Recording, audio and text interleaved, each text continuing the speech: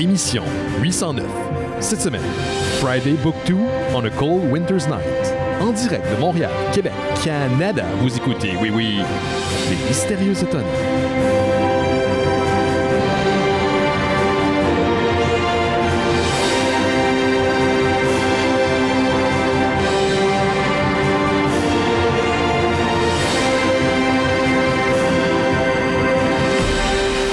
Bonjour à toutes et à tous, vous écoutez Les Mystérieux Étonnants, une émission en balado-diffusion consacrée au BD et à l'ensemble de la culture populaire. L'ensemble, toi! Tout, man, tout. Benoît Mercier au micro et cette semaine, je suis entouré d'une équipe dont les membres vous parlent d'hiver en été. Je vous les présente à l'instant. Le premier, est-ce qu'il fait du surf à Hawaï? Non, il écoute un film de surf à Hawaï. Gauthier Langevin est avec nous. Salut Gauthier. Oui. Salut Benoît, bon touriste blanc. Oui, ouais. Très move de touriste. Ouais, d'ailleurs, j'ai une nouvelle là, cette semaine là, qui parle indirectement de faune marine. Oh. Fait que là, tu sais, comme je reste un peu là, dans... Est-ce qu'on est dans la disparition de? Non. Ah, pour une fois. Non, même si... mais c'est pas joyeux non plus. Ah, ben non. Ça peut pas être totalement joyeux. C'est impossible. Je vous rappelle que nous sommes tous remplis de microplastiques. On se rejoint par notre ami Laurent Boutin qui termine son quart de travail dans une librairie quelconque à Montréal. Hein, une des nombreuses librairies de Montréal. Mais juste avant de commencer, mon petit Gauthier qui n'est pas au courant, je voulais t'entendre parler concernant notre événement qui a eu lieu dans le cadre de Juste pour rire. Hein, jeudi dernier, on a eu la chance de faire une entrevue avec l'auteur Samuel Quentin qui vient tout juste de sortir à Shérif Junior. Manqué d'oxygène, là. Shérif Junior chez les éditions Power. Puis écoute, c'était très différent que notre habitude. Les shows vont être disponibles dans 1 mois. Mais je voulais t'entendre parler. Comment tu as trouvé ça, toi, l'expérience? C'était vraiment cool comme émission. Je m'attendais vraiment à rien. Puis tu sais, j'étais arrivé là en me disant, bon, mais... on fait pas des jokes, nous autres. Là, le monde nous trouve peut-être drôle parce qu'on est comme ça, là, mais on fait pas de blagues là, professionnellement. Là, fait que c'était bien d'avoir invité Samuel Quentin, qui est quand même reconnu pour faire de bonnes blagues. Il est assis hilarant, ben oui. C'est ça. Mais en même temps, je trouve qu'on n'a pas perdu notre vibe habituelle. Mm-hmm. Tout le monde a bien participé. Ouais, tout le monde a mis un peu de ses éléments, de ses expertises. Ouais, c'est ça, mais j'ai trouvé Jake timide un peu. Est-ce que tu penses... Moi, j'ai 2 options. Soit qu'il était intimidé par Samuel Quentin. Parce que, je pense quand pas même, il est intimidé. Soit qu'il n'avait pas fini de lire la BD. Moi, je pense qu'il n'avait pas fini de lire la BD. Penses-tu que c'est ça? Moi, je pense que c'est ça parce que je pense que 2 jours avant, j'ai eu à y parler. Puis il m'a dit, je viens d'aller acheter la BD. Je suis comme, man, c'est parce que c'est 430 pages minimum, là, je pense. C'est quelque chose comme 434. Fait qu'avoir ces questions, qui étaient bonnes, mais plutôt vagues et non précises, pendant l'enregistrement, à un moment donné, j'ai fait comme, ok, ouais, il a pas lu la moi, BD. ça m'a pris une couple d'heures après. Là, j'étais comme, voyons, est-ce que Jake, il filait pas, tu sais, mais pourtant, il avait l'air en forme. Ben ouais, en plus, on est allé prendre une bière après, puis il a pris une bière avec nous autres, puis il a mis un barbecue, fait que c'était pas... Il était en forme, il était pas... mais c'est ça, je pense que... Mais on veut pas le mettre on the spot. Non, on ferait jamais ça. Mais voyons donc. Jamais. Mais en même temps, je le comprends, il est comme dans un maudit gros deadline, puis on en parlait durant l'événement. Là, il faut qu'il fasse minimum 5 pages de BD par jour pendant je sais plus combien de temps. Il y a comme un gros deadline. En même temps, c'est pas la première fois qu'il se retrouve dans ce genre de deadline-là. Puis je pense pas que c'est ses éditeurs, en tout cas, tu me corrigeras, Gauthier, qui imposent ce genre de deadline. Donc, il se retrouve un peu dans le château de son propre malheur, j'ai l'impression. À un moment donné, ça le rattrape. Ouais, c'est ça. Moi, je peux pas vraiment critiquer le fait qu'il travaille comme un malade en ce moment parce que je suis l'éditeur en question. Là. Mm-hmm. Fait que... Mais tu sais, on apprend... sans entrer dans les détails, là, mais avec Jake, on a appris avec le temps à travailler ensemble, puis à s'ajuster. Puis là, je pense qu'on a quand même une bonne dynamique de travail, où c'est plus l'équipe de production, le Jake, puis Dom, puis Charlotte qui vient d'embarquer dans l'équipe aussi. Donc, son scénariste, sa coloriste, pour les gens à la maison qui ne savent pas c'est qui. Ouais, c'est ça, exact. Qui nous dit, ben là, on va être prêt à telle date, puis si jamais, si jamais ils sont pas prêts, on essaie de trouver des solutions pour faire rentrer tout ça dans les délais. Mais non, je te dirais qu'avec le temps, on a vraiment appris quand même à s'ajuster, mais ça reste un travail pharaoniques à chaque fois. Oui, à chaque fois. C'est des monuments. Là. En même temps, je dois y dire, là, parce que je dois y donner parce que je sais que Jake nous écoute en ce moment. Là, habituellement, il écoute les shows à leur sortie. Puis je pense qu'il n'aime pas ça quand on le met. Il aime ça qu'on parle de lui. Ça, je suis sûr qu'il aime ça qu'on parle de lui. Mais je suis pas sûr qu'il aime ça qu'on le critique de cette façon-là. Mais je dois y donner. Il est à ses affaires. Au moins, s'il y a des journées qu'il ne travaille pas. Comme là, hier, là, j'y ai parlé plus tard, puis il me disait qu'il y avait il rattrapait son retard. Donc, il met les éléments en place pour essayer de se reprendre. Puis écoute, c'est son travail. Il fait ça depuis minimum 20 ans, là, de la BD. Fait que c'est son métier. Puis, je te dirais que même en ce moment, j'empathise plus que jamais avec Jake parce que j'ai moi-même des délais de création à respecter. Là, avec Pavillon, là, où il faut que je sorte une nouvelle par mois. En 2 parties. Fait qu'à chaque 2 semaines, il faut publier un texte. Là, c'est pas facile. J'avais comme 2 mois d'avance au début. Puis là, j'ai pu ça a fondu, avance. Ça a pas pris de temps. J'ai fini mon texte qui va être publié ce soir à 8h hier matin. Fait que c'est ça. J'ai comme un 12 heures d'avance. Puis à un moment donné, avec la création, il y a des moments où tu peux pas nécessairement forcer des choses. C'est impossible, c'est pas comme un métier manuel ou quelque chose comme ça. Où tu le sais que si tu te mets au travail, mettons à un moment X, tu vas faire de la merde.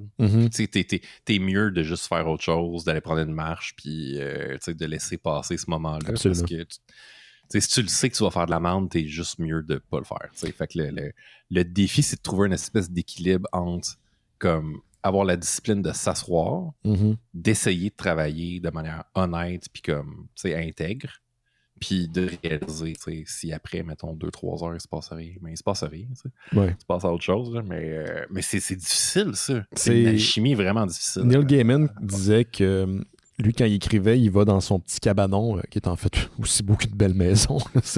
Probablement. On s'entend que c'est un auteur qui a succès. Il disait, j'ai pas le droit ici... J'ai le droit ici de ne pas travailler. J'ai le droit de rien faire. J'ai le droit de juste réfléchir, rêvasser. Mais j'ai pas le droit de regarder mon téléphone. J'ai pas le droit d'écouter autre chose. J'ai pas le droit de rien faire. Mais j'ai le droit de ne pas travailler. Ouais. Et ça, c'est une discipline qui s'impose. Puis de ce temps-ci, c'est drôle, j'écoute beaucoup d'entrevues avec Stephen King. Stephen King, pardon. Et je suis fasciné par l'homme qui a remporté énormément de succès dans sa vie, puis son œuvre est colossale, on s'entend. Et à quel point il est humble, puis brillant. J'adore de ce temps-ci, j'écoute plein d'entrevues. Il fait le circuit de congrès où il est invité dans les universités. Et j'ai vu un extrait passer récemment, parce que là, à un moment donné, l'algorithme te connaît, fait qu'il te pitch des affaires. Un clip dans lequel il disait, selon lui, que la créativité était de l'auto-hypnose.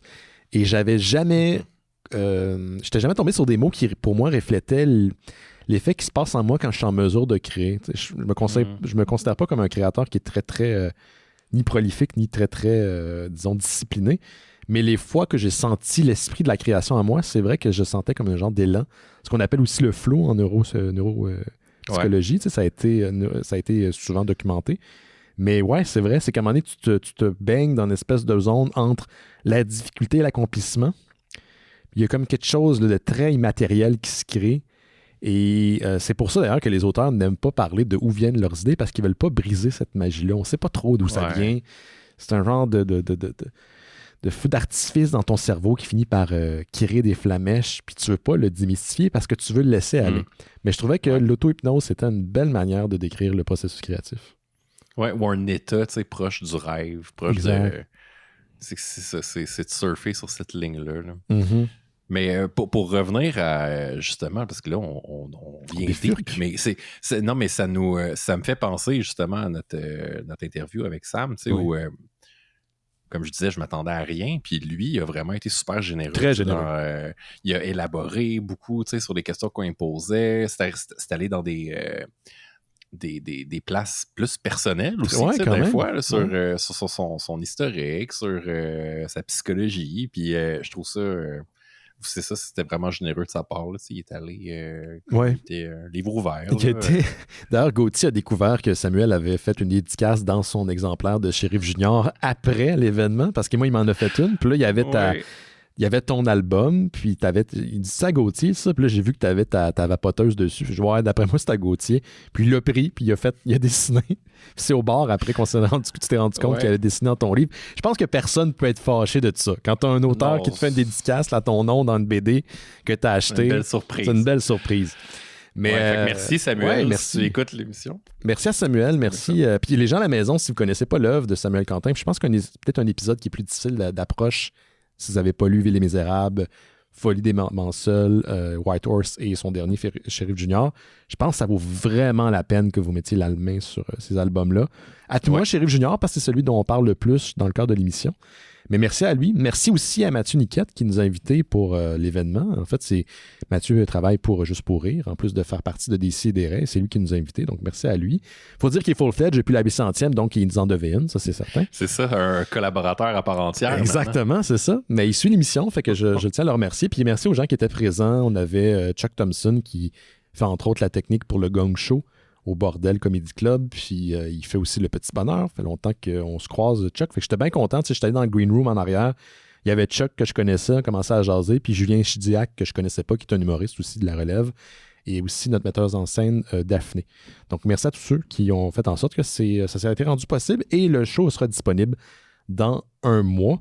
D'ailleurs, parlant de ce qui s'en vient, moi le 14, c'est confirmé, 14 août, je ne serai pas à Montréal, je vais partir dans le chalet familial, donc ça va être la première fois depuis très très longtemps qu'il n'y aura pas de show, mais en même temps, oui, parce que je vais enregistrer un à l'avance. Fait qu'il va y avoir un show à l'avance, mais il va y avoir un show quand même le 14, mais celui-ci ne sera pas en direct, puis si tout va bien, des contrées du Nord, je partagerai le show sur le fil RSS, donc les gens auront un show le 14, mais sachez que s'il y a un problème technique, à distance, je ne peux pas le régler, donc ça se peut qu'il n'y ait pas de show, mais techniquement, je vais enregistrer quelque chose, puis ça sera disponible. D'ailleurs, on a un ami français qui débarque bientôt, M. Gauthier. Laurent s'en vient à Montréal. Bien, notre ami Laurent Biot, qu'on mentionne souvent à l'émission, notre ami français qui nous a découvert à travers Les Mystérieux Étonnants, puis c'est devenu un bon chum au fil des années. Et finalement, il revient après, je pense, 4-5 ans d'absence. Il descend avec sa copine, sa femme Bérangère. Ça va être bien le fun de le recevoir. Et j'y ai demandé s'il voulait participer à un enregistrement des Mystérieux. Parce que c'est un peu la tradition quand il descend. On fait ça avec lui, donc on risque de l'avoir prochainement. Ça sera peut-être l'épisode justement qui sera préenregistré. Ça reste à voir dans le timing. Comment tout ça peut se placer. Je ne ferai pas lire une BD de 400 pages là, pour un épisode alors qu'il est en vacances. Quoique je sais que si je lui propose, il va sûrement le faire. Fait que je ne veux pas abuser de sa bonne foi. Voilà pour les petites annonces. Est-ce que tu me permets de commencer avec une triste nouvelle, M. Gauthier? Parce que tu m'avais certainement vu passer. On a appris aujourd'hui le décès de Paul Reubens, qui est en fait un comédien, acteur mieux connu sous le nom de Pee Wee Herman. C'est un homme qui a en fait diverti les jeunes et les moins jeunes pendant plusieurs décennies aux États-Unis. C'est selon tous les témoignages que j'ai vus, principalement celui de Conan O'Brien, c'est un gars qui est excessivement généreux de sa personne, très joyeux, très upbeat. Semblerait qu'il envoyait tout le temps des petits textos avec un petit mot à l'attention de Conan lors de sa fête, les événements comme Noël, l'Action de grâce, ce genre de choses-là. Puis il y a plein de témoignages de la sorte qui sont sortis. Donc, Monsieur Pee Wee Herman, Paul Reubens, est décédé hier, dimanche soir, en fait, des suites d'un cancer qu'il avait depuis maintenant 6 ans. Il portait le cancer depuis 6 ans, il combattait la maladie, mais malheureusement, il ne l'a pas dit à personne. Il a gardé ça privé. Décédé, il avait 70 ans. Je pourrais dire ses héritiers, je ne sais pas c'est quoi l'équivalent en français, mais c'est son estate. Ses ayants droit. Ses ayants droit ont comme publié un message après sa mort et j'ai ici le Google Translate de son petit message qui avait été publié sur Instagram. Il dit tout simplement « Veuillez accepter mes excuses de ne pas avoir rendu public ce avec quoi j'étais confronté au cours des 6 dernières années. J'ai toujours ressenti énormément d'amour et de respect de la part de mes amis, de mes fans et de mes supporters. Je vous ai tous tellement aimés et j'ai aimé faire de l'art pour vous. » Donc, c'était signé Paul Reubens. Et il a demandé aussi que, au lieu de lui rendre hommage à ses parents, qui sont Judy et Milton Rubenfeld, qui, donc même jusqu'à dans la mort, man, ils ne pensent pas à lui. Ouais. C'est quand même un gros morceau de la culture pop qui disparaît, puis soudainement comme ça. Alors, moi, j'aime beaucoup l'œuvre de Pee Wee Herman parce que je trouve que c'est une drôle de zone médiane entre le rêve fiévreux, le show pour enfants, mais aussi pour adultes. Là, si vous écoutez Pee Wee Herman, Pee Wee Playhouse, là, Oui, vous êtes un jeune, je suis sûr que vous allez trouver votre compte, mais si vous êtes un adulte, je vous garantis, man, que vous allez être chargé de fortes émotions. Excessivement divertissant et très, très créatif. Bien sûr, il a fait des films. Puis c'est un personnage qui a décidé aussi d'incarner derrière la caméra, donc dans les entrevues qu'il donnait pendant des années. Il jouait Pee-wee. Les gens le connaissaient sous l'étiquette de Pee-wee. Donc, il est décédé hier, malheureusement, à l'âge de 70 ans. Fait que repose en paix, man. Ça va. Ouais, gros morceau. Puis c'était, je veux dire, une carrière de combien d'années? Ça faisait combien de temps? Je sais pas exactement. Qui a été actif, là, c'est débile. Là. Plus de 30 ans, ça c'est sûr. J'ai pas les dates exactement, mais plus de 30 ans. Il y a eu comme un problème à un moment donné légal dans les années 2000, fin des années 90, je crois. Puis finalement, c'était quelqu'un qui avait essayé de monter un genre de procureur là, assez... excessif, véreux qui avait essayé de passer sa collection d'objets, disons, érotiques comme étant du trafic. Je sais pas, écoutez, je sais pas rechercher ça parce qu'en ce moment, plus personne ne parle de cet événement-là. Ça a été prouvé que c'était de la bullshit. Mm-hmm. Donc, ça a été un gros morceau, un gros coup qui a fait mal. Mais tu vois, après, il a refait le tour des talk shows. Il était invité à des soirées d'apparaître en tant que Pee-wee. Juste un petit caméo, on était super content de le voir, puis il partait. Ouais, c'est ça. Il était-tu tout le temps un personnage un peu comme... Presque tout le temps de ce qu'on en sait. Hein? Ouais, c'est ça. Il n'a pas donné beaucoup d'interviews en tant que Monsieur Harrison. Non, en tant que Monsieur Paul Rubens. Non, Rubens, pardon. Non, il a donné une entrevue à Conan, justement, dans son podcast Conan O'Brien Needs a Friend. Je crois qu'il était en lui-même, si je me souviens bien. D'ailleurs, juste avant l'émission, les gens de chez Team Coco viennent de publier un message comme quoi il était bien triste du décès de Ruben. Il était super apprécié. Donc, moi, ça m'a fait un peu l'effet d'un choc. Quand, ma grand-mère, quand elle était plus jeune, elle me disait... elle parlait de gens qui mouraient. C'est des gens qui avaient fait les cabarets puis des vedettes de la télé. Puis je dis, c'est qui c'est grand-mère? Ah, tu le connais pas, c'est pas de ton époque. Puis j'étais comme, petite histoire, à un moment donné, les tiens vont commencer à disparaître. Une affaire de même qu'elle m'a dit. Là. Je paraphrase. Puis j'étais, je comprenais pas trop ce qu'elle voulait dire, mais là, je le vois de plus en plus. C'est vrai, puis j'aime l'idée que lui, il voyait ce qu'il faisait comme de l'art, puis je crois que ça l'est. Comme moi, je pense que ce qu'on fait ici avec Les Mystérieux, c'est aussi un petit peu de l'art. Ça fait partie un peu de la même veine. Fait que c'est ce que j'avais à dire mais pour Pee-wee Herman. J'ai l'air dans une conversation aujourd'hui avec des amis, puis j'ai écrit hey, Pee-wee est mort. Puis t'as quelqu'un que tu connais bien, d'ailleurs, Gauthier, a marqué Pee-wee Herman, point d'interrogation. Je dis non, l'autre Pee-wee.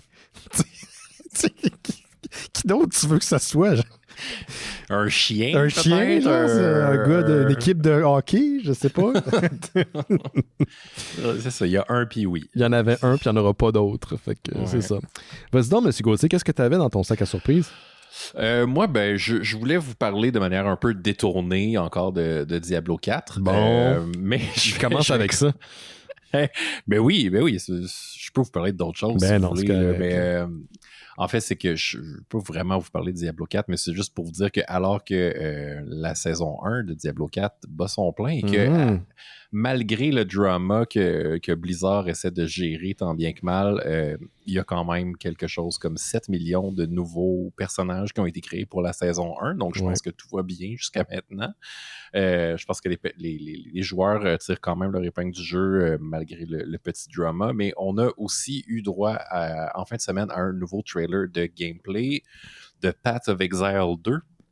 Donc, c'était le ExileCon en fin de semaine, qui est comme l'espèce de convention de Grinding Gear Games, qui produit le RPG d'action à la Diablo depuis 2012. C'est un gros, Oui, c'est un gros jeu RPG que j'ai découvert grâce aux auditeurs du Discord, d'ailleurs, qui m'avaient recommandé Path of Exile quand j'avais parlé pour la première fois de Diablo. Tout le monde m'avait dit, ben là, tu joues pas à Path of Exile à la place, tu sais, c'est vraiment plus cool.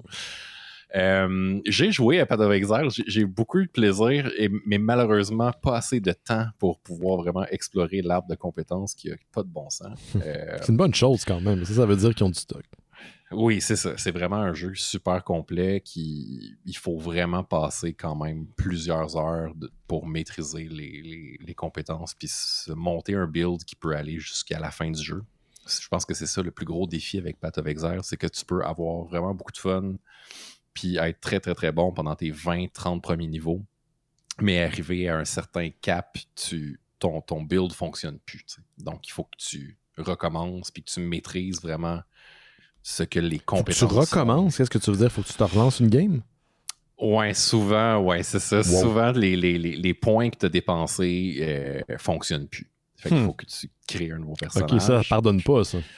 C'est ça pardonne pas. Tu sais, ça fait vraiment penser au premier Diablo, en fait. Là. Donc, ceux qui ont trippé sur Diablo 1, Diablo 2, qui sont un petit peu plus conservateurs par rapport au ARPG, ont vraiment beaucoup aimé Path of Exile.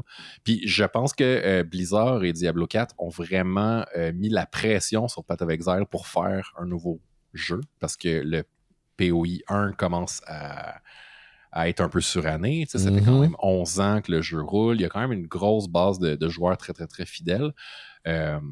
Mais je pense que Grinding Gear Games a vraiment senti la pression arriver. Donc, ils ont diffusé ce trailer de gameplay-là en fin de semaine. Puis, ils en ont profité pour divulguer plein de détails, en fait, sur le contenu du prochain jeu. On va avoir droit à une centaine d'environnements différents, ce qui est vraiment énorme, là. Ils nous ont lancé vraiment plein de données, là. 100 boss, 600 monstres différents. 600? Ouais.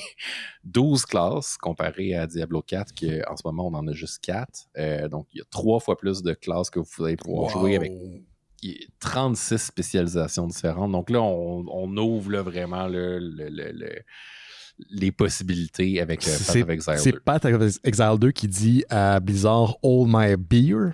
Ouais, pas mal. Puis qui dit qui s'adresse surtout, qui profite du fait qu'il y a du drama avec Blizzard, puis de joueurs vraiment insatisfaits, puis de dire hey, tu sais, il y a Path of Exile aussi qui s'en vient avec un nouveau jeu. Fait que, puis d'ailleurs, on va avoir droit à un PoE 2 complètement différent du premier opus. À l'époque, le jeu, le Path of Exile 2 était supposé être une espèce de méga patch de Path of Exile 1. Qui viendrait remplacer le premier jeu comme si ça venait écraser le jeu. T'sais. Donc, on n'aurait pas pu encore jouer au 1. C'est plus le cas. Ça a été annoncé bizarre récemment. Comme choix, ça avait été la chose qui c'est un service. C'est un service en ligne, c'est un free-to-play. Puis c'est un des rares free-to-play qui est pas pay-to-win. C'est vraiment l'exception qui confirme la règle, là, selon à ma connaissance. Là. Donc, c'est sûr que ça demande quand même énormément de ressources de la part du développeur de gérer 2 services en même temps, puis de faire en plus des updates à chaque fois. Mais c'est ce que le producteur a annoncé. En plus de maintenir le premier jeu en vie, on va avoir droit à des nouvelles ligues tous les 3 mois, comme d'habitude. Ça veut dire qu'à partir de l'année prochaine, les joueurs vont avoir accès à une nouvelle ligue de PoE à chaque mois et demi. Wow! Fait que, vous allez passer genre votre vie. Si vous aimez donc le style de jeu, plus je passe à travers 150 monstres en 3 secondes, vous allez pouvoir rester sur Path of Exile 1. Oui. Le 2 va être un petit peu plus slow pace. Mais au niveau de la jouabilité, c'est-tu similaire à Diablo ou au contraire, on est plus dans le RPG? C'est vraiment du ARPG encore. C'est vraiment comme avec une perspective isométrique, quand même assez fast-paced. Donc, on est vraiment dans l'action RPG qui ressemble... Au niveau du gameplay, ça ressemble vraiment beaucoup.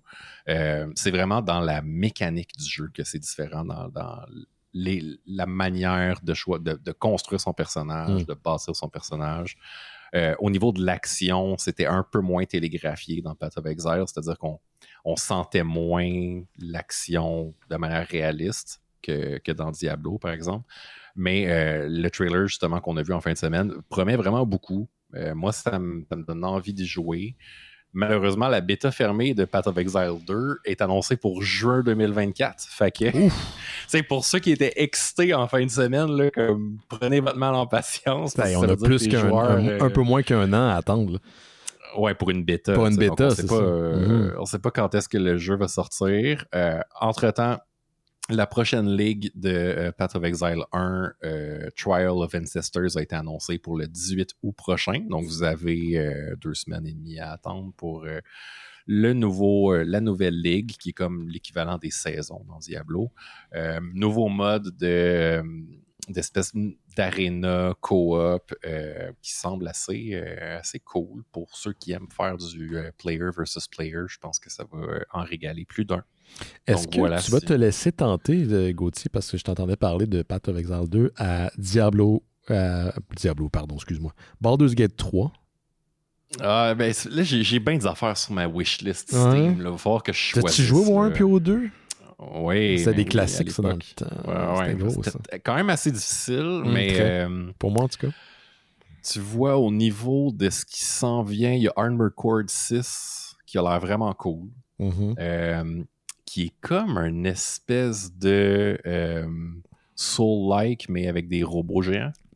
Fait que c'est ceux qui ont aimé Dark Souls, ces choses-là, c'est un peu le même genre de gaming, mais avec des robots géants. Ça a l'air vraiment cool. Puis, ben, je suis aussi beaucoup PAX DI, en fait, je vous en avais parlé au podcast, qui est comme un RPG classique, là, mais en MMORPG. Là. Mais ça non plus, on n'a pas de date. Donc, je sais pas. Mais t'as pas répondu à ma question. Tu vas jouer à Baldur's Gate 3? Comment? Peut-être. C'est quand que ça sort, ça? Ça sort bientôt. Puis c'est qui m'a dit ça sur le Discord des Mystérieux Étonnants? Je pense que c'est notre membre Benji qui m'a dit que ça allait être comme... je sais pas combien d'heures, mais c'était insane. Là. C'était de jouabilité, là, ça avait juste pas rapport. Là. C'est comme tu peux pas travailler puis avoir une vie. Là. Faut que tu joues à Baldur's Gate. Là. Faut que tu laisses ta famille et tes enfants. Si tu deviennes un streamer. Un streamer, oui, c'est ça. Exactement. Et boy. Moi, qui sait? Qui sait? Je vais peut-être faire ça. Peut-être un jour. Garde, à date, tes projets ont fait porter fruit. Peut-être que, garde, ça va être ça ta plan prochaine. De retraite. Exactement. Ouais, non, faites pas ça. J'ai l'impression que c'est comme un peu le plan de retraite pour ben des jeunes, puis ça me tente vraiment pas. Bon, écoute, en parlant de Baldur's Gate 3, qui est un peu un retour, j'ai aussi un autre retour pour nous autres, Gauthier. De Alf. Alf, il est de retour sous forme de quoi? De genre d'épisode? Parce que c'est pas film? Non, c'est comme vraiment pas clair. Mais en fait, Alf, son retour est travaillé depuis un bon bout de temps par Paul Fusco, qui arrête pas de pousser le projet. Paul Fusco, en fait, c'est le créateur de Alf qui a jamais lâché sa machine à lait. Puis a essayé de le ramener sous différentes formes, dont des POG, au fil des années. Et ça fait un bout qu'on entend parler que Alf va être ramené des archives d'Alf vont être ramenées sur Shout Factory, puis où il y a un DVD qui s'en vient, où il y a une nouvelle série qui s'en vient, ou whatever. Il y a différents projets de Alf qui sont un peu en l'air en même temps. Puis là, il y a eu comme une annonce, mais j'ai essayé de décortiquer l'annonce, puis j'ai fait suite à l'annonce concernant Alf, puis pour vrai, je n'ai pas été en mesure de voir vraiment ce qu'il en était. Et je vais vous dire ça, là, regarde, je vais vous résumer ça assez rapidement. Il y a Variety qui a rapporté la semaine passée que la maison de production de l'acteur canadien Ryan Reynolds, un acteur que j'aime bien, la compagnie s'appelle Maximum Effort, est en train de travailler pour ramener Alf dans des épisodes. OK?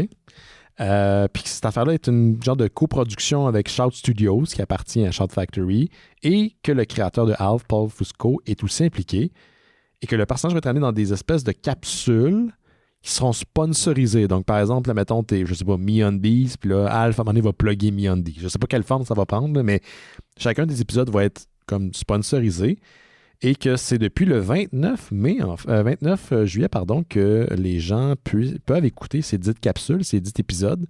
Parce que c'est pas clair si c'est des capsules, c'est pas ou c'est des épisodes à part entière. Puis ça, c'est donc pour les gens qui... Aujourd'hui, on est le 31 aujourd'hui? 30-31? Ouais. Ben, c'était samedi dernier. Et là, j'étais allé voir, je me suis dit, OK, où est-ce que c'est disponible, ces capsules-là? Puis là, dans la liste, t'as Sling, OK, qui est un service. Mettons LG Channel, qui est propre aux télé LG, puis souvent c'est aux États-Unis. Puis après, j'ai reconnu des trucs. Il y avait comme Plex, P2B. OK? Je suis abonné à Plex, je suis abonné à 2B. J'ai un compte 2B qui est gratuit. Et là, je suis allé voir, j'ai pas trouvé. J'ai cherché Alf, j'ai trouvé des archives de Alf, mais j'ai pas trouvé des nouveaux épisodes. J'ai cherché Maximum Effort, qui est la chaîne de la maison de production de Ryan Reynolds. J'ai rien trouvé. J'ai changé mon VPN pour celui des États-Unis pour jouer sur mon IP, puis j'ai rien trouvé non plus sur les dites plateformes. Fait que là, je suis comme, je catch pas c'est quoi, d'un, exactement, puis de deux, c'est où. Donc, ça a l'air... C'est une joke, tu penses? Je pense pas que c'est une joke, mais à chaque fois que ce genre de projet-là se retrouve sur ces espèces de services de diffusion extrêmement nichés qui sont souvent regroupés sur certains items. Comme dit dans la liste, il y avait Amazon Freevee. Et je pense que c'est un service qui vient avec certains types d'appareils Amazon. LG, c'est sûr que c'est ça. Quand ces projets-là se retrouvent sous ces chaînes de diffusion, ils sont super difficiles à avoir accès. C'est pas difficile d'y avoir accès parce que c'est protégé. C'est derrière un genre des fois, c'est derrière un paywall, un wall d'accès, mur d'accès, ou c'est justement géolocalisé, c'est genre fermé, mettons aux États-Unis. Mais là, techniquement, si c'est sur Plex, puis si c'est sur Tubi, je devrais être en mesure, si je change mon VPN pour celui des États-Unis, mon IP pour celui des États-Unis, d'y avoir accès. Et ce n'est pas le cas. Donc, je sais pas où est-ce que c'est. Fait que j'aurais aimé ça vous dire c'est drôle, c'est le fun, puis la pub est super bien intégrée, puis wow, Alf est de retour. Mais j'ai aucune critique d'idée où est-ce qu'on peut trouver ça. Fait que je vous demande à la maison si vous avez trouvé comment écouter le retour de Alf. Faites-moi signe, ben@mystérieuxétonnant.com. Envoyez-moi un courriel parce qu'en ce moment, j'en ai aucune idée. Puis c'est pas parce que j'ai pas essayé. Là. Exactement, le Search for Alf. Ça, c'est ma mission personnelle. Fait que je peux pas dire c'est quoi, Gauthier. J'ai aucune idée, puis j'ai essayé. J'ai vraiment gratté partout, puis j'ai rien trouvé. Donc, parce que, tu sais, ça serait le genre à Ryan Reynolds d'utiliser Maximum Effort pour utiliser Alf dans des publicités, genre. Tu sais, c'est comme son genre de mindset, là, tu sais, de miser sur la nostalgie, d'être drôle en même temps, pas de se prendre au sérieux. Mais de faire une série, genre, de fiction avec Alf dedans, c'est là que je suis comme... c'est que je sais même d'autres choses. Je sais même pas si c'est une fiction. Tu sais, ça parle de capsules. Est-ce que c'est des épisodes à part entière? C'est là où je le sais même pas. Tu sais, c'est quel genre de forme que ça prend, on le sait pas. Je peux même pas confirmer parce que j'ai pas été en mesure de l'avoir. Puis c'est drôle parce que je faisais des recherches, puis mis à part les articles qui parlaient du retour de Alf, il n'y avait pas de lien vers les dites capsules, même quand je cherchais du côté des Américains. Fait que j'ai aucune idée comment. Puis c'est supposé être disponible là. Fait que je sais pas comment ça prend forme. Ou... C'est peut-être intégré dans un autre show. Tu sais, dans le sens où c'est peut-être des capsules qui font partie d'une autre émission. Comme tu sais, dans Wrexham, là, We Are Wrexham, que Ryan Reynolds a réalisé. Il y a des capsules qui parlent de la région des Welsh, tu sais, de la région Welsh en Angleterre. C'est comme des petites émissions à part entière à l'intérieur de la Mais si c'est le cas, il aurait dû le mettre dans les articles. Tu sais, je peux comprendre pour des petits sites boboches qui reprennent les nouvelles puis qui mettent la moitié de l'information, ce qui arrive souvent. Une plateforme comme Variety, c'est pas censé omettre ce genre d'informations-là. Fait que soit ils n'ont pas accès, ou soit il y a quelque chose que je comprends pas. Il y a peut-être quelque chose dans l'information que j'ai lue que j'ai pas comprise, mais pour vrai, c'est pas comme j'avais lu l'article, j'avais laissé tomber, j'ai vraiment cherché puis j'ai rien trouvé. Fait que si vous avez trouvé l'alchimie, si vous connaissez l'alchimie pour faire apparaître Alf, faites-moi signe parce que pour l'instant, j'y ai pas accès puis ça me gosse. Alf est de retour, j'y ai pas accès. Commande, guys. Pour une fois qu'il est de retour. Exactement, il est pas sous forme de POG. Chris, je veux le voir. Fait que voilà pour Alf qui est de retour, I guess. Ça a l'air. Yeah. Mais c'est ça. Rien d'autre par rapport à Alf. Est-ce que tu sais qui d'autre est de retour? Sûrement une affaire de quand on était jeune là, il va faire d'argent. Non, oui, entre autres, mais Loki est de retour. Parce qu'il va y avoir une saison 2 de Loki. Mais ça, j'étais hâte. Une nouvelle bande-annonce est sortie aujourd'hui. Mm-hmm. On y voit Loki aux prises avec un sérieux trouble de time slipping. Oui, ça c'est quand tu tombes sur... Non, j'allais faire une joke, puis ça marche pas finalement. Continue. Quand t'es pas à l'heure, t'es en retard, puis que là, tu t'enfarges. Time slipping. Ouais, mais Jake ferait tout le temps du time slipping. Fait que non, c'est pas ça. C'est pas ça la définition.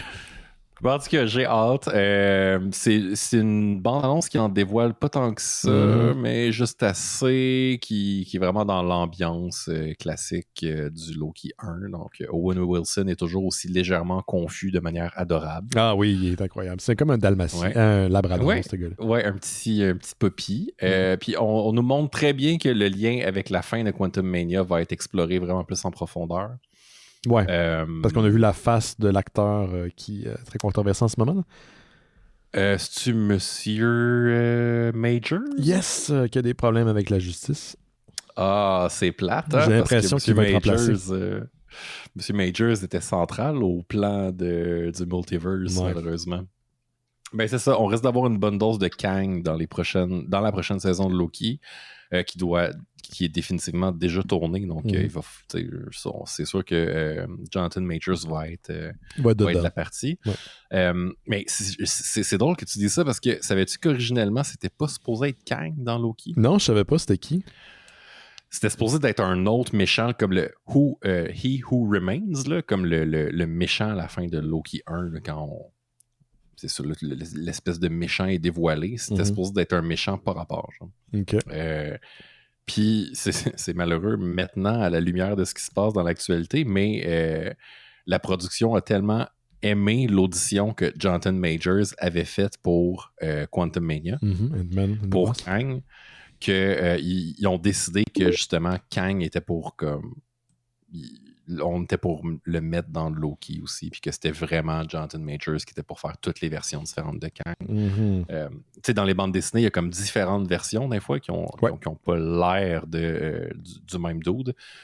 Mais bon, fait que c'est ça, on va voir comment ils peuvent justement se permettre de remplacer l'acteur parce que il vient du multiverse. Canon. C'est ça. C'est ça, puis c'est canon qui change de face de temps en temps dans les bandes dessinées. Fait que... Ils l'ont échappé là-dessus, mais en même temps, c'est ça. Ouais. Ouf! En même temps, ils ont déjà filmé ou produit tout un stade rempli de juste ce gars-là. Ce gars-là, oui, c'est ça. C'est comme cette scène-là finale dans Quantum Mania, quand tu la regardes, tu fais « Ah ouais, on peut pas savoir ». En passant, un gars, lui, qui a juste une itération, il n'y a pas de variant, c'est notre ami Laurent Boutin qui est présent.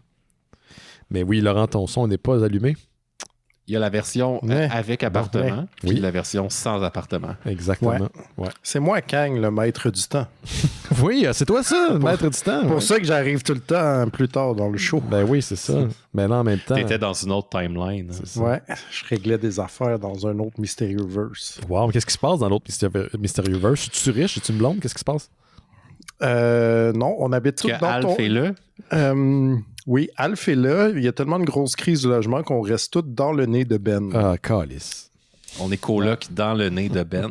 Est-ce que je change avec genre toi, Gauthier, moi, Jake, Simon, Alf. Alf est là. On habite tous dans le nez de Ben, puis on a comme on vit dans la peur qu'il se mouche. Mais au moins, il éternue pas comme toi, c'est-à-dire 9 fois à chaque fois. C'est vrai. Mais là, est-ce que le loyer est abordable? Je pense pas que personne peut habiter longtemps dans mon nez. Non. Est-ce que le loyer est abordable, Laurent? Non, c'est quand même 2000$ chacun par mois. Dans ton nez? Dans le nez à Ben? Ouais, dans le nez à Ben. C'est quoi les aménités qui viennent avec le nez à Ben? Ah, ben t'as un toit au-dessus de ta tête, là, hein? Ouais, c'est ça. T'es genre de haut sec, là, I guess. T'as-tu une entrée laveuse sécheuse? C'est un peu humide, mais... c'est pas meublé, mais tu peux amener l'Étienne. Il y a une entrée, ouais. Puis là, faut que les gens veulent savoir, là. Est-ce que Ben est un géant ou nous, on est vraiment petits? Non, c'est actuel. C'est ça qu'il veut dire. Il veut dire que... OK. Laurent, il veut dire que t'as un très gros nez. Oui, hey, c'est drôle, hein? Super drôle. C'est super drôle. Ouais, c'est quand même un peu drôle. Fait que Loki va sortir le 6 octobre sur Disney+. C'est que tu voulais dire, hein, Gauthier? Oui, merci Benoît pour ta diligence incroyable. Oui, ben c'est ça, puis j'ai hâte. Puis pour vrai, c'est ça. En fait, s'il y avait pas Owen Wilson qui a l'air légèrement confus de manière adorable, je sais pas si j'aurais autant hâte. Mais là, étant donné que Owen Wilson est là, je l'aime tellement. Ben oui, c'est cool. Puis je prie pour un nouveau Zoolander. Es-tu dans... Hey man, j'ai jamais écouté Zoolanders. Quoi? What? Même pas le 1. J'ai même pas vu le 1. J'ai commencé à un moment donné, je trouvais que ça avait l'air plate, fait que j'ai comme laissé faire. J'ai jamais écouté, je suis désolé. J'ai vu Dodgeball pour la première fois cette année. Jamais trop tard. Non, c'est ça. Éventuellement, là, ça pourrait être un film sur Discord. T'sais, on se tape pas tout le temps des films très très édifiants sur Discord, fait que ça pourrait en faire partie. On a écouté la semaine passée Bulletproof Monk avec Chow Yun-fat et comment il s'appelle l'autre, le gars qui joue Stifler là, dans American Pie. Sean William Scott, voilà. Puis, serait surpris qu'en tant que film de 2003, c'est pas super bon. Non. Ouais. Un petit peu. Ça a plutôt mal vieilli. Est-ce que tu avais faire un programme double Balls of Fury puis Dodgeball? J'ai jamais vu Balls of Fury. J'avais aimé ça, moi, Balls of Fury. C'est quoi ça? Aussi. C'était c'est un film de ping-pong. Ouais, c'est comme Mortal Kombat, mais il remplace pas les combats à mort par du ping-pong. OK. C'était juste assez profondément idiot pour que ça me parle. C'est un film japonais? Non. Non. C'est vraiment comme Dodgeball. Là. OK. Bon. Monsieur Laurent, je serais curieux de t'entendre parler. Est-ce que finalement ton appart est hanté parce que je vois encore la silhouette dans l'embrasure de ta porte?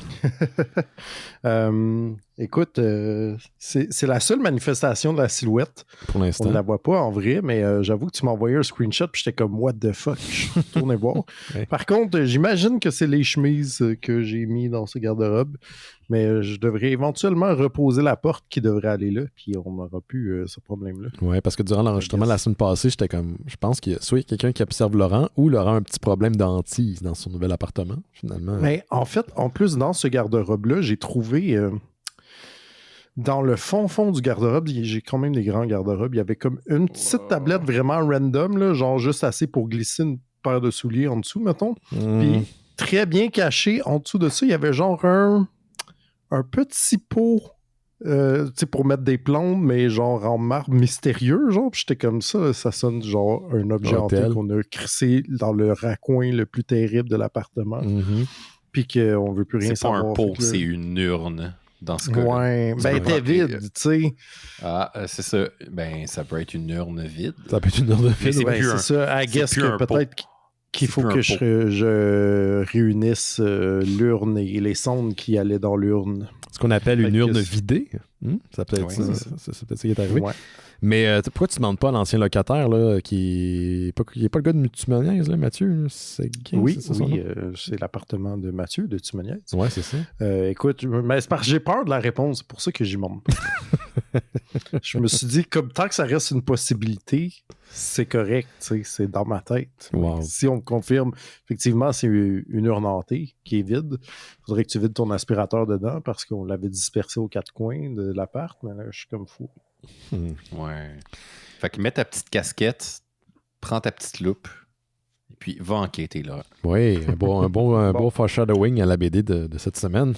Ouais, c'est vrai. Moi, je suivrais les aventures de Laurent détective avec Scooby-Doo, là, l'espèce de personnage de Caton. Là. C'est quoi déjà son nom, Scooby-Doo?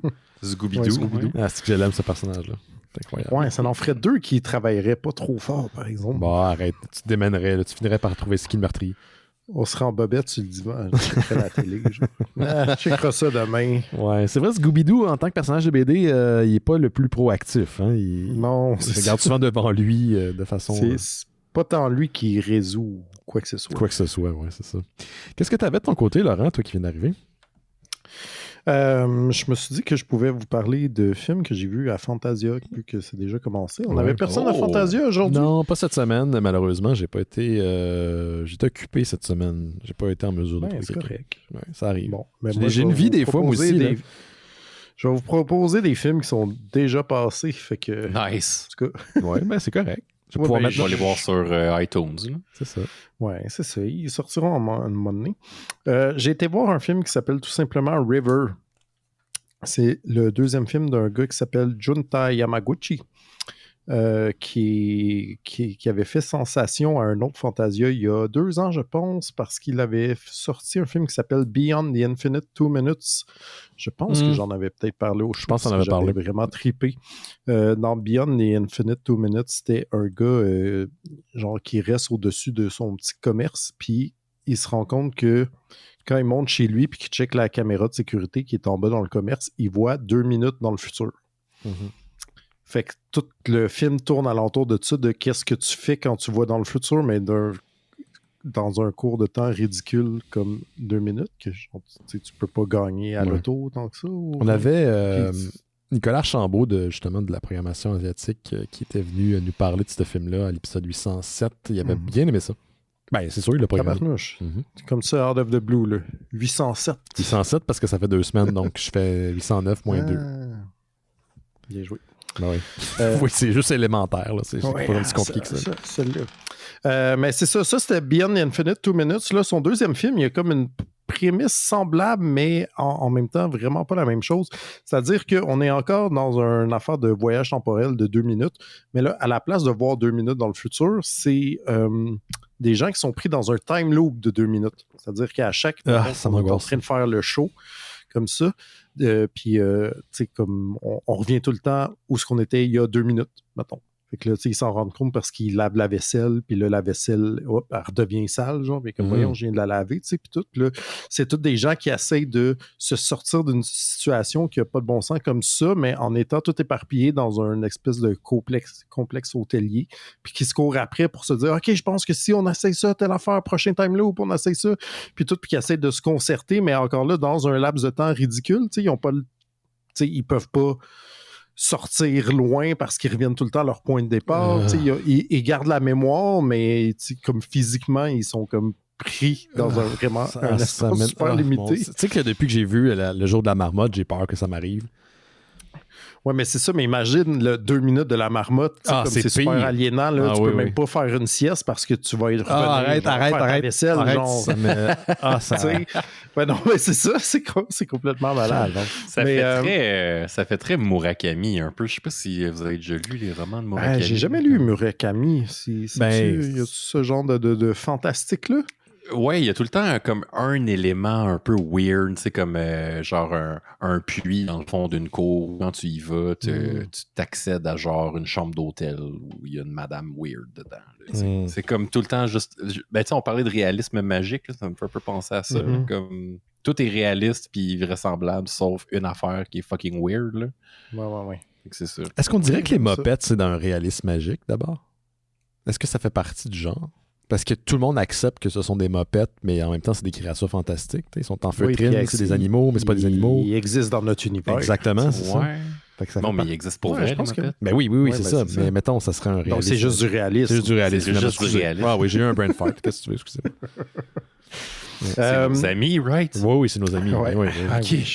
OK. Vous avez vu que dans les dernières capsules qui sont sorties là, des Muppets, ça, je pense que c'est justement basé sur plus centré sur le band dans les Muppets, ils font allusion à Meet the Feebles.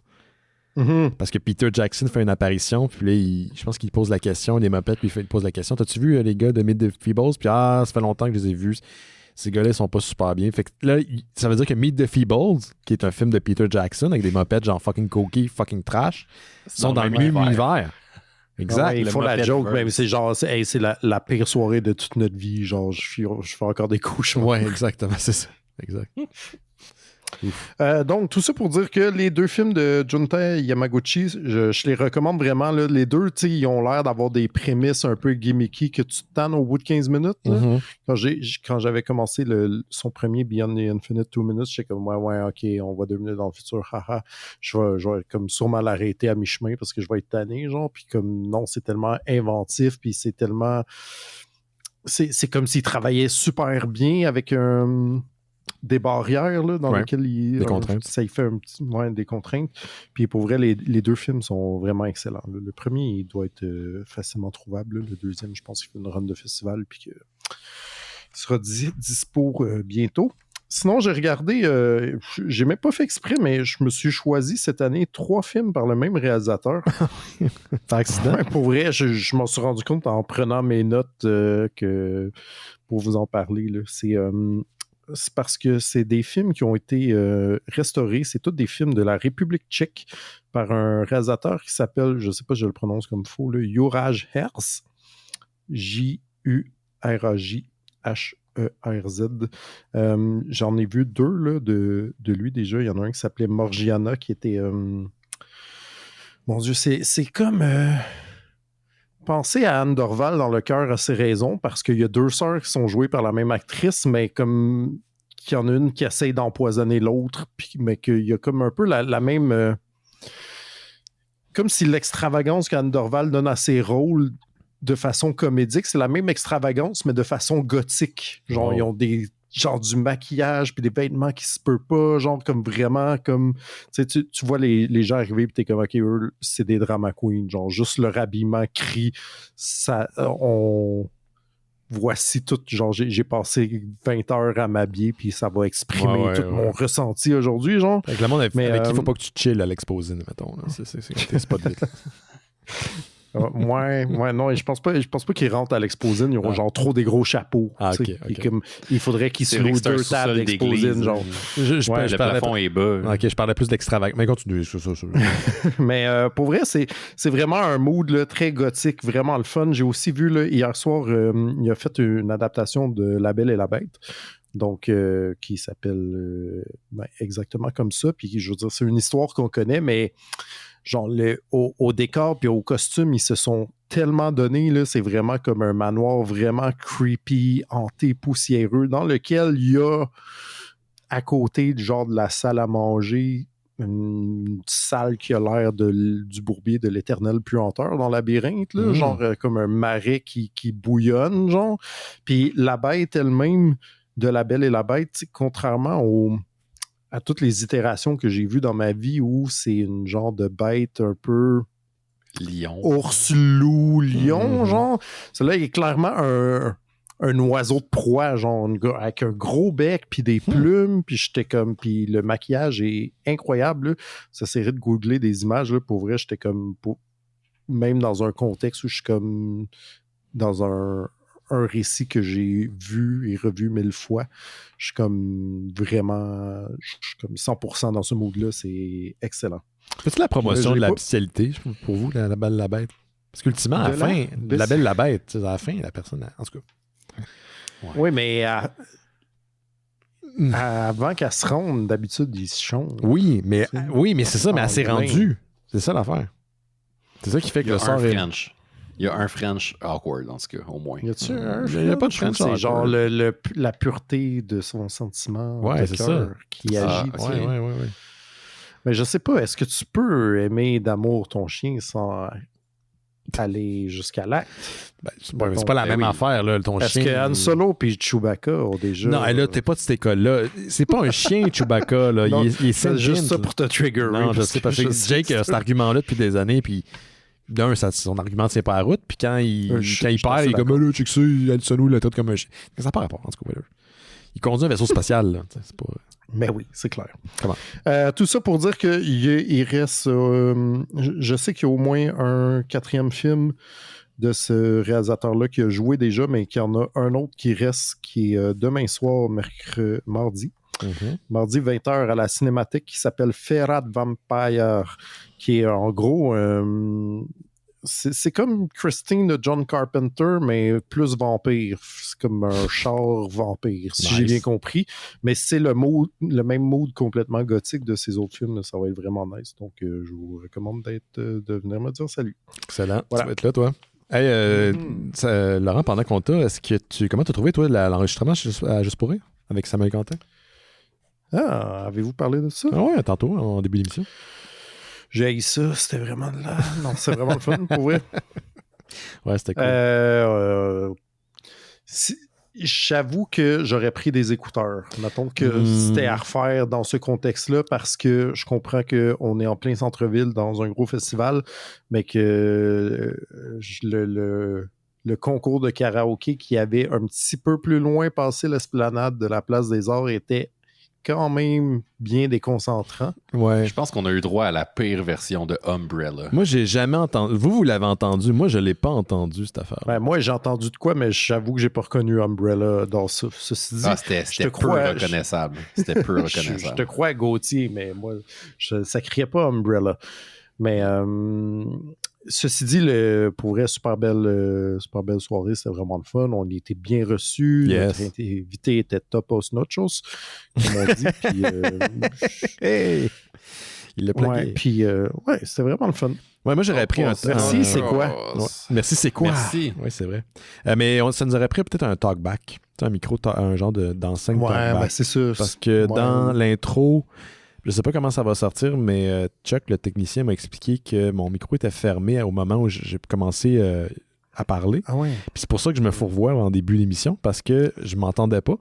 Puis là, ça m'a comme pris de court, puis ça m'a comme tout fourré, fait que j'ai comme me surpris dans l'intro. Ouais. Mais sinon, somme toute, à part ça, il n'y a pas eu de problème technique. Mais c'est vrai, parce qu'il y avait des moments, toi, tu étais plus loin physiquement de moi, Ben, puis il y avait des bouts où je vous entendais pas. J'entendais plus ce qui se passait plus loin au centre-ville que vous autres avec moi dans la tombe. Il y aurait peut-être de quoi... Puis pour vrai, on a bien managé. Je pense que ça a super bien été, honnêtement. Mais s'il y avait juste une petite critique à faire, je pense que moi, j'en ai parlé à Niquette parce que Niquette est venu faire un tour, mais je trouve ça extraordinaire que... moi, je me souviens quand on a commencé Les Mystérieux, puis même avant, parce que je faisais partie de la station où on était auparavant, les gens, la balado, puis le podcast, comment ils riaient de ça, puis qu'ils trouvaient que c'était de la sous-radio, puis tout ce qu'ils voyaient, c'est les défauts. Comme moi, au contraire, j'y voyais toutes les possibilités. T'sais. Fait que maintenant, plusieurs années plus tard, de voir que des festivals qui vont organiser des sections réservées, au contraire, à la balado, je trouve que c'est beau. Je trouve ça touchant. Moi, d'un point de vue juste de l'observateur qui a été là-dedans pendant très, très longtemps, ça me touche. C'est qu'on est rendu... là. Donc, merci encore pour l'invitation. On va être têteux, mais on va être têteux jusqu'au bout. Tu penses que Jake avait lu la BD? Je pense que oui, mais je pense qu'il n'avait pas fini. Ah, voilà. C'était notre théorie. C'était la théorie à Gauthier. Mais sinon, moi, ce que j'ai demandé à Mathieu Niquette, c'est que la prochaine fois, si prochaine fois il y a, on pose les doigts parce que c'était le fun. C'est que moi, j'aimerais ça qu'on soit sur le top de l'autobus parce que là, Noël chez Isidore, c'est ça qu'ils ont fait. Ils ont été dans Zoufest, sur le top de... Ouais, c'est ça. C'est parce que c'est pas le même festival, mais c'est tant qu'à faire. Opérateur de... Veux-tu une tente plate ou je veux être sur le top de l'autobus? Il me semble que ça fait plus avec nous. Non. C'est pas une tente plate. Là.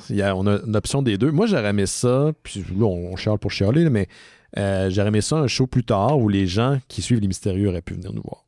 Parce que c'est clair qu'à 17h, les gens étaient... Il y en a eu quand même quelques personnes, mais je veux dire, c'était pas notre crowd habituel. Il était peut-être... C'est pas à 17h au centre-ville que tu es en mesure de nous voir un vendredi. C'est compliqué.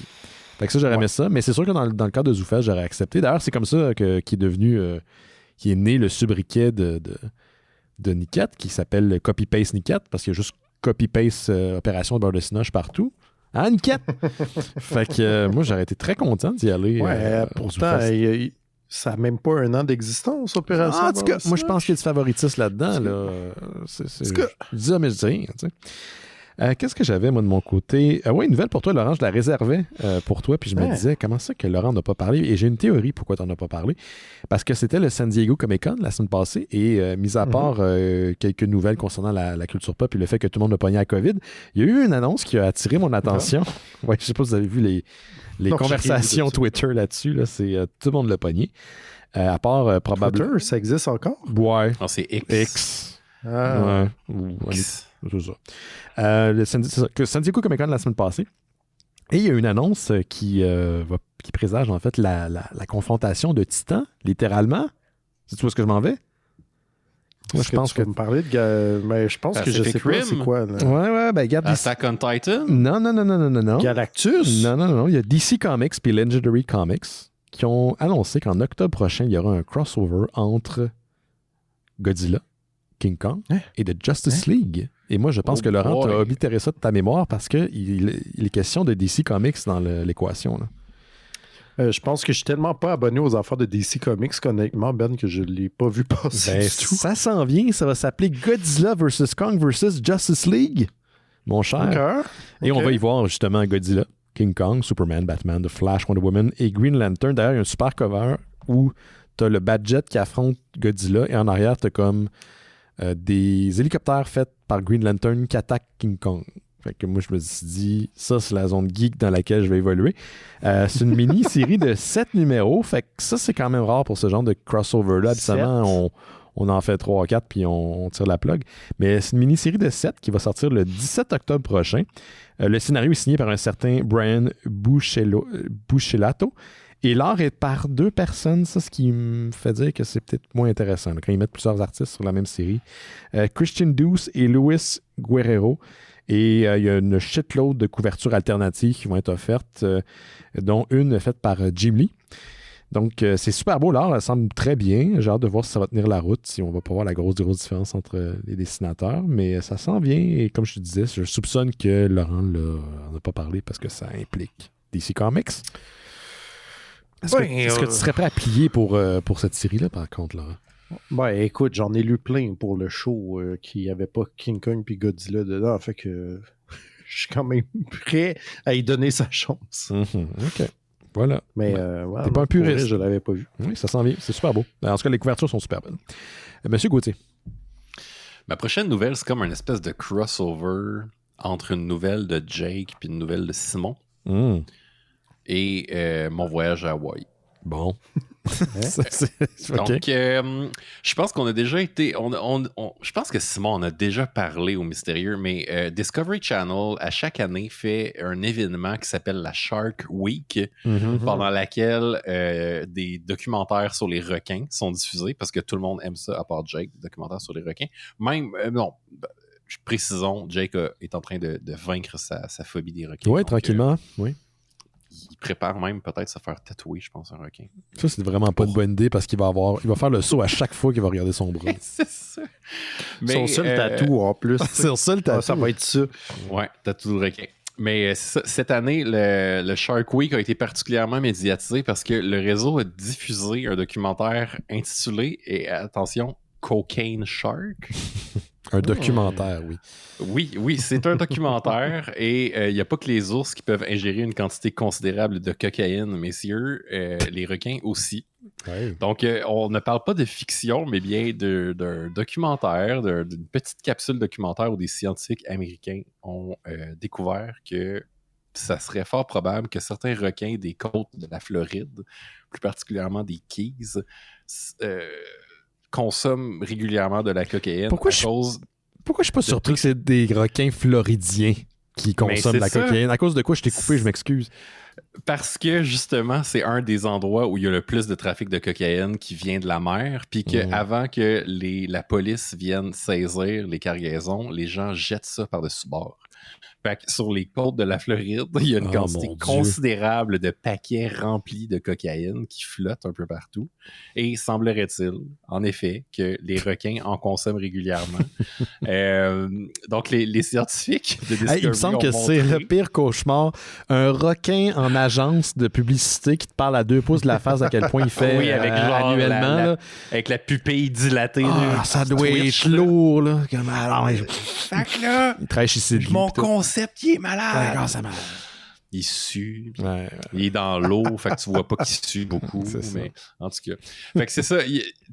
Tout ça pour dire que ils ont découvert que certains requins avaient des comportements vraiment douteux, comme qui tournaient en rond sur eux-mêmes, qui chassaient des proies qu'ils n'avaient pas dans l'océan. Il y a d'ailleurs une scène avec un requin marteau qui s'approche beaucoup trop de plongeurs. Habituellement, un requin marteau, c'est super timide, puis genre, ça s'en va, ça a peur des humains. Puis une scène particulièrement troublante où des requins mordent à pleines dents dans des paquets de carton qui ont été comme spécialement faits pour ressembler à une cargaison de cocaïne. Puis ils passent comme à côté des swans, des cygnes, genre, ils ont fait comme un decoy de cygnes pour voir s'ils allaient plus vers le cygne que vers le paquet de cocaïne. Puis ils vont vers le paquet. Hein? Les requins vont vers le paquet de cocaïne. Je sais pas si c'est pas vraiment une expérience scientifique. Je pense que c'est vraiment plus... est-ce que ça prouve que c'est un certain pourcentage de requins sont accros à la cocaïne? Non. Est-ce que c'est un bon coup de pub pour Discovery? Oui. Fort probablement. Est-ce que c'est la meilleure pub gratuite pour le long métrage de fiction du même nom qui est sorti ce printemps? Je pense que oui. Pas Cocaine Bear. Non, il y a un nouveau film qui surfe sur la vague de Cocaine Bear qui s'appelle exactement Cocaine Shark, qui est sorti en mai 2023 et c'est dégueulasse. Genre, voyons donc. C'est vraiment un douteux, là, comme fait avec très, très, très petit budget. Ils ont clairement juste comme pris la couverture de Cocaine Bear puis ils ont fait exactement la même chose, mais avec un requin, puis c'est tourné avec 3 piastres puis un Jack Slap plein de marde. C'est vraiment pas beau. Pour l'éclairage?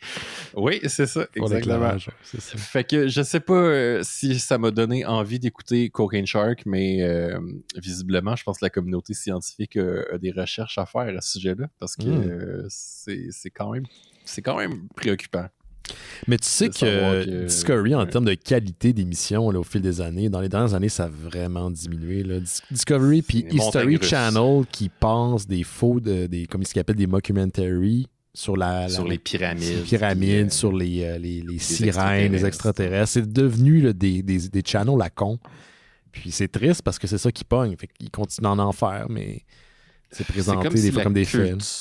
C'est comme si la culture du clickbait avait contaminé la télé. Absolument. Ouais. On a l'impression que ça, là, Cocaine Shark, là, c'est du clickbait. Là, je veux dire, ils ont fait une petite capsule pour mousser la Shark Week, puis ça a pogné au bout, tellement que cette nouvelle-là s'est ramassée à Radio-Canada la semaine passée. Quand ça se rend à Radio-Canada, tu te dis, OK, ils ont réussi leur coup. Là, c'est devenu comme une nouvelle internationale, alors que il n'y a pas d'études scientifiques qui a été faite. Là, on a testé des affaires, puis ça a donné des images intéressantes. Ouais. Mais voilà, je voulais vous en parler. En passant, l'ours qui a consommé de la cocaïne, là, qui est inspiration de la Coke and Bear, il est mort. Chris, il a pris le paquet, puis il est mort, man. C'est sûr, c'est sûr. Oui. Je voudrais juste dire que Mark Polonia, qui est le réalisateur du film Cocaine Shark, dont tu viens de parler, est aussi le réalisateur de Virus Shark, Land Shark, Noah's Shark, Sharkula et Sharkenstein. Sharkula. Quelque chose avec les requins. Hein? Ouais, puis ainsi que de beaucoup d'affaires dans le monde d'Amityville. Amityville Island, Amityville Death House, Amityville Exorcist et Amityville in Space, imaginez-vous. Ouais, qui est sorti récemment. Un gars prolifique. Il y a des fixes, en tout cas, il y a des fixations. Ouais. Trouver... tu sais, quand tu veux développer un univers, il faut que tu prennes ton temps. Pensez-vous que c'est le même univers? L'univers d'Amityville est maintenant relié au Animal Shark. Là, au shark. Mais honnêtement, sur le poster de Amityville Island, c'est un gros requin. Tu vois, il a trouvé sa ligne médiane. Il va manger quelqu'un. C'est ça. Ouais. Mais voilà. Vas-y donc, M. Lara. Il vient nous instruire sur cette magnifique cinématographie. Ben oui, hein. Puisqu'on parlait vaguement de Godzilla et de Kaiju, je vais faire des petites nouvelles de Kaiju parce que on a sorti un trailer pour le prochain film de Godzilla, c'est-à-dire le prochain film de la Toho, donc japonais, qui s'appelle Godzilla -1, qui sortira le 3 novembre prochain au Japon et le 1er décembre 2023 internationalement, dis-je. Puis c'est vraiment un tout petit trailer, un teaser, disons-nous, de genre 30 secondes. Puis ça a l'air fucking malade. Il est terrifiant, le Godzilla, là-dedans. Il est terrible. On voit pratiquement rien, mais j'étais comme « Oui, c'est malade! Donnez-moi tout! » Fait que j'ai bien hâte de voir ça. J'espère que ça va sortir ici. Puis sinon, j'ai lu une nouvelle série de manga qui est parue l'année passée aux éditions Ototo qui s'appelle Kaiju Girl Caramelizer. C'est le nom japonais weird, man. Ouais. Puis en gros, c'est vraiment un shoujo, donc un manga de romance. Sauf que... c'est très classique, là, japonais. Je ne dois pas vivre mes émotions car je cache un terrible secret. Puis en fait, c'est que la jeune fille, quand elle vit des émotions trop fortes, elle se transforme en kaiju et détruit la ville. Fait que là, il y a un petit gars de son école qui est comme, hey, donc ben, a l'air cute, la petite gênée, là, un peu dark, gothique. Puis là, elle est comme, oh non, qu'est-ce qui fait battre mon cœur? Puis elle pète toute. Elle pète toute. T'as-tu comme, c'est une longue série, c'est quoi? Écoute, pour l'instant, il y en a, je sais même plus, il y en a déjà genre 6-7. Là. Wow. J'ai lu le premier, puis j'ai quand même ri souvent. C'est comme un peu tata comme concept, mais en même temps, c'est comme tellement... Tu sais, ils sont vraiment allés all-in. Ceci est un shoujo, genre, mais avec une prémisse qui n'a aucun maudit bon sens. Mais à date, j'ai du fun. Genre, je vais essayer de continuer. Bon, c'est pensé à Red un peu. À Red? Ouais, tu sais, la fille qui se transforme en panda roux, là. Oui, Turning Red, ouais. Turning Red, ouais. Ouais, c'est vrai. Mais ça, c'était plus une métaphore pour la puberté, je pense. C'est ça. Exactement. Alors que là, c'est vraiment plus, mettons, des sentiments amoureux. Okay. Mais effectivement, ça a une prémisse semblable, puis je dirais pas que c'est aussi bon que ce que Pixar peut faire, mais à date, j'ai pas la proposition. Il y a comme un side character là, qui m'intrigue beaucoup, qui a vraiment l'air de développer un fétiche sur le kaiju, genre. Puis là, comment, wow, t'as l'air d'avoir une relation avec le kaiju, fait que je vais me tenir avec toi, mais comme un peu genre comme, ah oui, écrase-moi, j'aime ça. Puis je suis comme, je sais pas où ça s'en va cette affaire-là, mais je suis diverti. Fait que voilà. Est-ce que t'as fini par plier puis t'as lu la série que Jake arrêtait pas de nous parler une couple de mois de ça, là, Chainsaw Man? J'ai pas continué, non. Faudrait là, que j'y donne la chance que j'ai dit que je donnerais, parce que on se rappelle que j'avais pas trippé sur le début parce que c'était très, très... ouais, ok, je me transforme en Chainsaw, mais mon but, c'est de toucher des seins dans la vie. Puis ça me saoule un peu, ce côté-là. Je suis très, très... je sais même pas comment décrire ça. C'est très typé, là. On a souvent vu ça dans des histoires... dans plein d'histoires, mais japonaises. Fait que, tu sais, en tout cas, il a l'air d'avoir de quoi qui amène Jake et de nombreuses autres personnes, là, dois-je dire. Je pense pas que c'est juste un trip de Jake, parce qu'il y a quand même beaucoup de gens qui trippent vraiment à fond là-dessus. Mais va falloir que je me botte là derrière. C'est pas comme s'il te manquait des affaires à lire, toi, de toute façon. Ouais, ben c'est ça l'affaire. Moi, j'ai une petite nouvelle concernant les frères Glover, qui vont écrire la série de Lando Calrissian qui va paraître éventuellement sur Disney+. Donc, on parle de Donald Glover et Stephen Glover. Donald Glover qui est un gars qui a comme juste trop de talent. Arrête, le dude, là. Tu le fais sentir fucking cheap. Là. C'est vraiment un génie, un excellent rappeur qui interprète sous le nom de Childish Gambino, pardon. Oui, voilà, trouvé. Il est comédien, il a fait du stand-up, il est humoriste, mais il est aussi acteur. Et là, il va co-écrire la série Lando. Initialement, c'était supposé être un autre réalisateur qui était rattaché au projet. Ben, en fait, je ne dis pas que Danny Glover va réaliser la série, mais il y avait un Justin Sismian qui était supposé être lié au projet. Finalement, on n'en a pas parlé dans l'annonce qui est sortie la semaine passée, parce qu'il vient de réaliser Haunted Mansion pour le compte de Disney qui va sortir en salle ou qui est sorti. Là. Genre d'affaire qui va être disponible dans 30 jours sur Disney+. Fait qu'il n'y a personne qui va aller voir ça. Mais... donc, c'est ça. L'annonce a été... En fait, le contrat, là, pour les gens qui se posent la question, avait été signé avant la grève des scénaristes. Donc, c'était déjà entériné quand la grève des scénaristes est arrivée. C'est pas Glover qui s'est dit « Checkez bien ça, je vous pèle par-dessus la tête tout le monde. » Et donc, c'est juste pour dire que je suis bien content. Oui. C'était lui qui jouait Lando, right, dans le film de Han Solo? Oui, il a incarné Lando Calrissian en 2018 dans le film... que je trouve que le monde est tough avec, mais j'ai adoré, moi, Solo. Je trouve que c'est un bon film de Star Wars. Tough avec. Ouais. C'était pas tant que ça malade, mais c'était quand même pas... beaucoup aimé. J'ai trouvé ça très adéquat, moi. Je trouve que les gens étaient très... la promo du film, de 1, était pas super. De 1. Et de 2, les gens attendaient le film avec une brique et un fanal parce que c'était pas les mêmes acteurs qui allaient jouer dedans. C'était pas Harrison Ford, c'était pas Billy Dee Williams. En même temps, on s'entend, ils ont genre 30 ans de moins. Là. Fait que c'est normal que les acteurs l'aient pas suivi. Moi, je trouve que ce film-là a été drôlement accueilli, puis je l'ai revu par la suite, puis c'est quand même bien réalisé. Il faut dire aussi que la production avait eu des problèmes parce qu'on avait engagé les réalisateurs de 21-22 Jump Street. Donc Phil Lord et Christopher Miller, qui avaient été tassés et remplacés par Ron Howard. Donc, ça aussi, ça avait fait parler. Mais bon, écoute, oui, Lando Calrissian avait été incarné par M. Childish Gambino dans Donald Glover en 2018 dans le film Solo. Et auparavant, le rôle avait été tenu par Billy Dee Williams dans Empire Strikes Back en 1980, dans Return of the Jedi en 1983 et le très prisé Rise of Skywalker en 2019. Et j'avais bien aimé la performance de Donald Glover dans le rôle. Je trouvais qu'il y avait une prestance. Très bon acteur, exactement. Donc, Troy dans Community. Yeah, exactement. Troy Rabbit in the morning. C'est que j'aime ça. C'est là qu'il s'est fait connaître la première fois. Ouais, puis il me semble que ce gars-là vient d'un background, d'un parcours excessivement religieux. Je crois que ses parents sont très fondamentalistes. Ouais, puis c'est comme un peu... libéré de tout ça, puis c'est dans la créativité, dans l'acting qu'il a fini par se libérer, si je me souviens bien. Mais attends, c'est pas ça son backstory dans Community en plus? Écoute, si c'est le cas, c'est peut-être inspiré de sa vraie vie ou peut-être que je mélange deux informations. Ça serait pas la première fois que ça arrive. Parce que ce n'est pas le fils de Danny Glover. Non, ce n'est pas le fils de Danny Glover. Il y a des parents bien normaux, là, un postier, puis genre une madame qui travaille dans un hôpital. Il me semble que c'est ça. Ses parents étaient comme super fondamentalistes. Ça se peut. Peut-être que je mélange les deux. Là. Ça existe. Oui, ça existe encore aujourd'hui. Oui, tu serais surpris, Laurent, comment ça existe. Oui, je sais. Est-ce qu'il te restait quelque chose, toi, M. Laurent? Gauthier?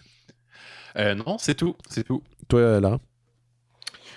Juste une toute petite nouvelle, en fait, j'ai vu que sur le site de musique Pitchfork, of all places, que qui existe encore. Qui existe encore, malgré que dans une indifférence de plus en plus généralisée, je dirais, mais qui a été un site, ma foi, fort influent par le passé.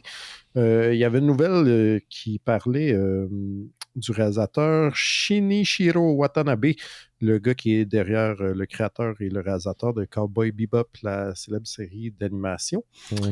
Ça a l'air qu'il travaille sur une nouvelle série d'animation pour Adult Swim qui s'appelle Lazarus. Le principe, c'est qu'on est en 2052 puis qu'on commence à commercialiser un médicament qui fait ne plus ressentir ni aucune douleur, aucune maladie.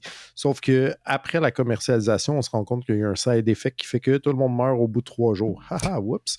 Mais là, c'est partout dans la nature. Puis là, ça peut être un team qui s'appelle Lazarus qui va essayer de sauver l'humanité, I guess. Ça va être un retour à la sci-fi pour le réalisateur. On annonce des séquences d'action qui seront développées par le réalisateur de John Wick, qui est aussi un cascadeur à la base. Qui s'appelle Chad Stahelski. Fait que c'est quand même une grosse affaire, là. En fait, la nouvelle disait que la trame sonore serait par, entre autres, Kamasi Washington, Bonobo et Floating Points, donc des gros noms actuels dans la musique à la fois jazz et électro. C'est pour ça que c'est sur Pitchfork. C'est pour ça que c'est sur Pitchfork, parce que c'est quand même des gros noms. Je pense que Watanabe, l'aspect musique est tout le temps très important. C'est quoi Pitchfork? Moi, je dirais, je connais rien là-dedans, la musique. C'est un site de nouvelles. Un site de nouvelles de musique qui est un peu viré super hipster, mais qui avait un temps fait la pluie puis le beau temps de si ton album allait pogner ou pas. OK. Ouais. Depuis le début des années 2000, mettons. Genre.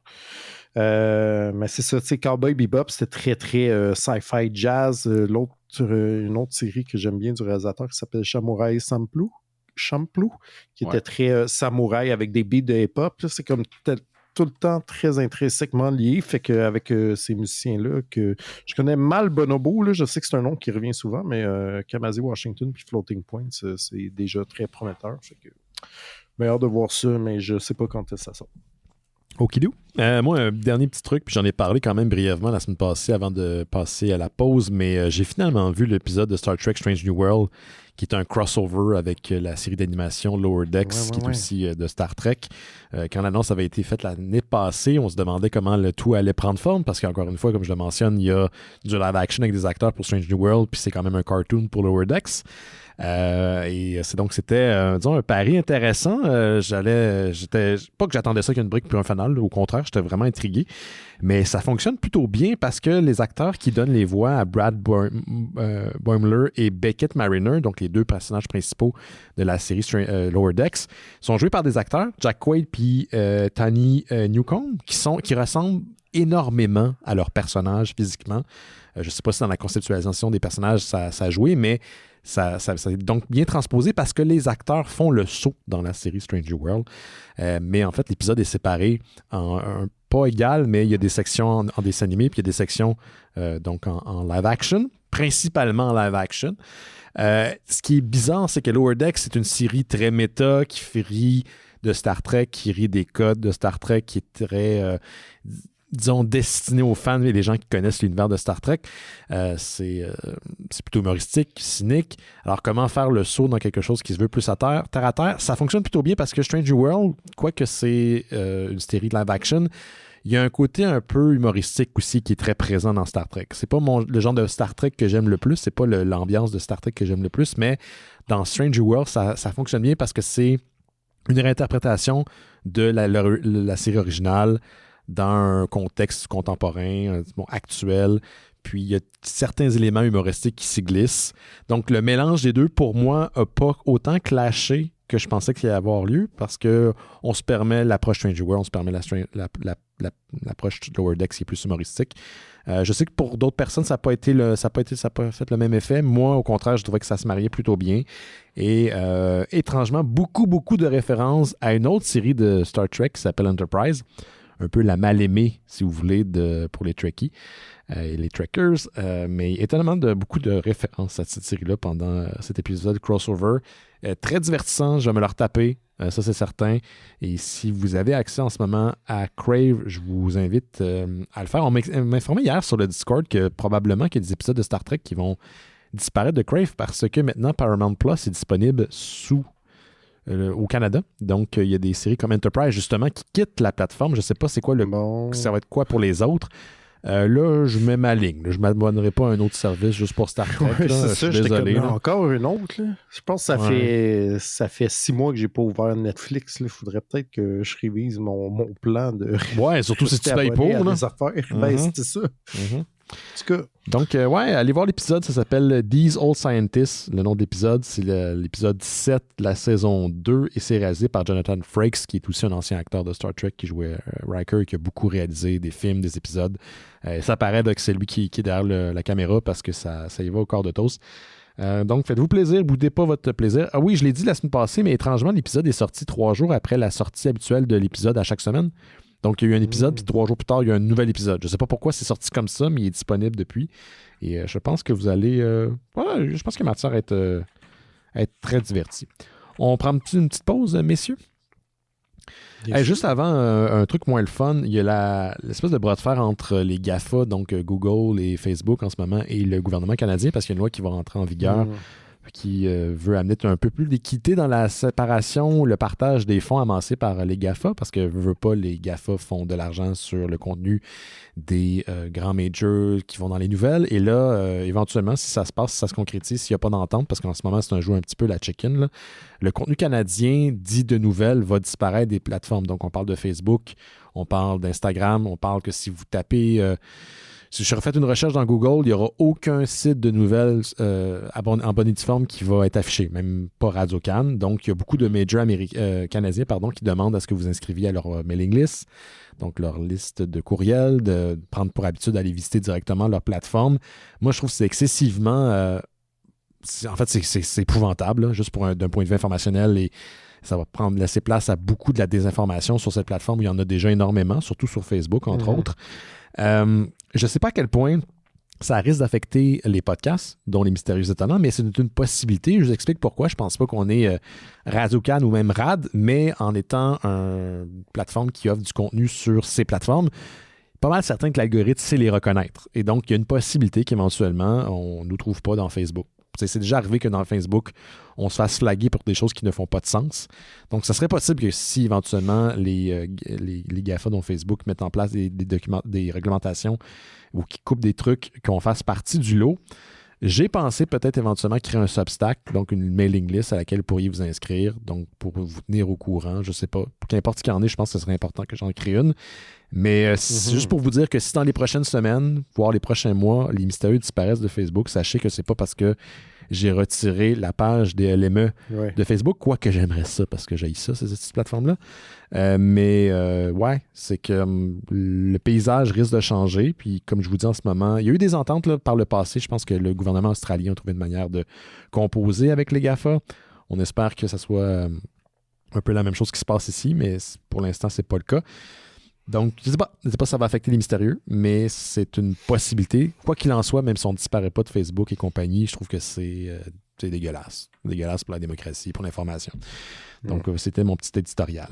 On va prendre une petite pause. Juste avant, je vous invite à donner au Patreon des Mystérieux Étonnants. La semaine passée, comme vous le savez, quand vous donnez au Patreon des Mystérieux, vous avez en échange un épisode de bifurcation et j'ai partagé le premier de 2 épisodes que j'ai fait avec Caroline Brault et Olivier Carpentier, des auteurs, des amis à nous.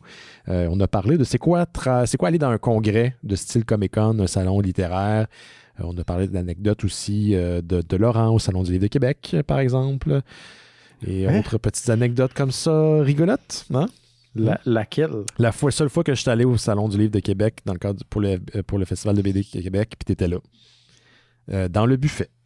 T'es un heureux gamin qui avait trouvé sa voie. Mon Dieu. Ouais. Non, j'ai été mal cité. Je ne sais pas de quoi vous parlez, mais je peux dire que j'ai été mal cité. On t'a pas traîné dans la boue. Donc, il y a un autre épisode qui sort cette semaine. Donc, vous avez eu du contenu. Merci pour votre patience. Je vais trouver aussi d'autres choses à faire pour les prochaines semaines. Mais sachez que toutes les contributions que vous donnez au Patreon des Mystérieux Étonnants sont réutilisées dans le projet des Mystérieux. Donc, il n'y a pas personne qui s'envoie, qu'on va envoyer au Japon, faire de la tyrolienne dans la bouche de Godzilla, ou aller voir Jurassic Park en Ice. Quoique ça serait plus abordable. Ça, c'est un peut-être. C'est un peut-être si t'en parles au Mystérieux après, Laurent. Oh là là, bien sûr. Mais sachez que c'est tout réutilisé pour les Mystérieux Étonnants. Donc, en échange, c'est ça. Vous avez Bifurcation, vous avez Terre humaine chez Isdar également, qu'on en a à l'avance. Et vous faites en sorte aussi qu'il y a des épisodes d'autres. En fait, il y a des spin-offs comme Noël chez Isdar et Terre Kaiju, qui, je pense, pour l'instant, une saison 3 très maigre dû au fait que Jake a les mains pleines. Donc, c'est ça. Puis, mais Noël chez Isdar a un nouvel épisode il y a 2 semaines, qui a été enregistré, comme Laurent l'a dit, dans le cadre du ZooFest. On est disponible partout pour l'instant, Apple Podcasts, Google Podcasts, Stitcher, Amazon, Spotify et plus des 300 dernières archives des Mystérieux sont disponibles sur notre site internet mystérieuxétonnants.com. On est aussi sur Facebook, Instagram puis les autres trucs de bullshit. Mais on est surtout sur Discord auquel vous avez accès quand vous donnez au Patreon des Mystérieux Étonnants. On a une super belle communauté présente, très participative, je dirais, Gauthier. Très. Tu as joué à Sea of Thieves, je crois, cette semaine avec notre ami Johan et des compagnons. J'ai pas eu le temps de jouer avec les amis du Discord, mais j'ai commencé une game. Donc, j'ai téléchargé le jeu, puis j'ai volé une coupe de trésors. Mais c'est le fun à plusieurs, ce jeu-là. Ouais, tu peux pas jouer tout seul. C'est fait pour jouer en gang. Puis pour vrai, quand vous jouez avec Johan, notre ami Johan, qui est sur Discord également, qui participe beaucoup aux discussions, il devient vraiment un pirate. Là. Johan... il y a presque la R qui apparaît dans sa voix. Là. Il est envoûté par ce jeu là, qui est très, très... Un jeu très généreux. Ouais, c'est du slow gaming, c'est super le fun. On prend une petite pause, on revient dans quelques instants avec le sujet de la semaine, Friday Book 2 on a Cold Winter's Night. Vous écoutez Les Mystérieux Étonnants, on va maintenant parler du sujet de la semaine. Et cette semaine, il s'agit d'une bande dessinée, Friday Book 2 on a Cold Winter's Night, de Ed Brubaker et Marcos Martin. Peut-être que le nom vous dit quelque chose parce qu'on a parlé du Book 1, du premier livre, du premier trade, le 13 décembre 2021, à l'épisode 728. Donc, si ça vous intéresse, l'épisode est encore disponible en archive sur le site Internet et sur les plateformes de balado. C'est rare à l'émission qu'on parle d'une BD, d'une suite d'une BD dont on a déjà discuté parce que c'est pas tout le monde qui les a lus, ça peut être un peu long.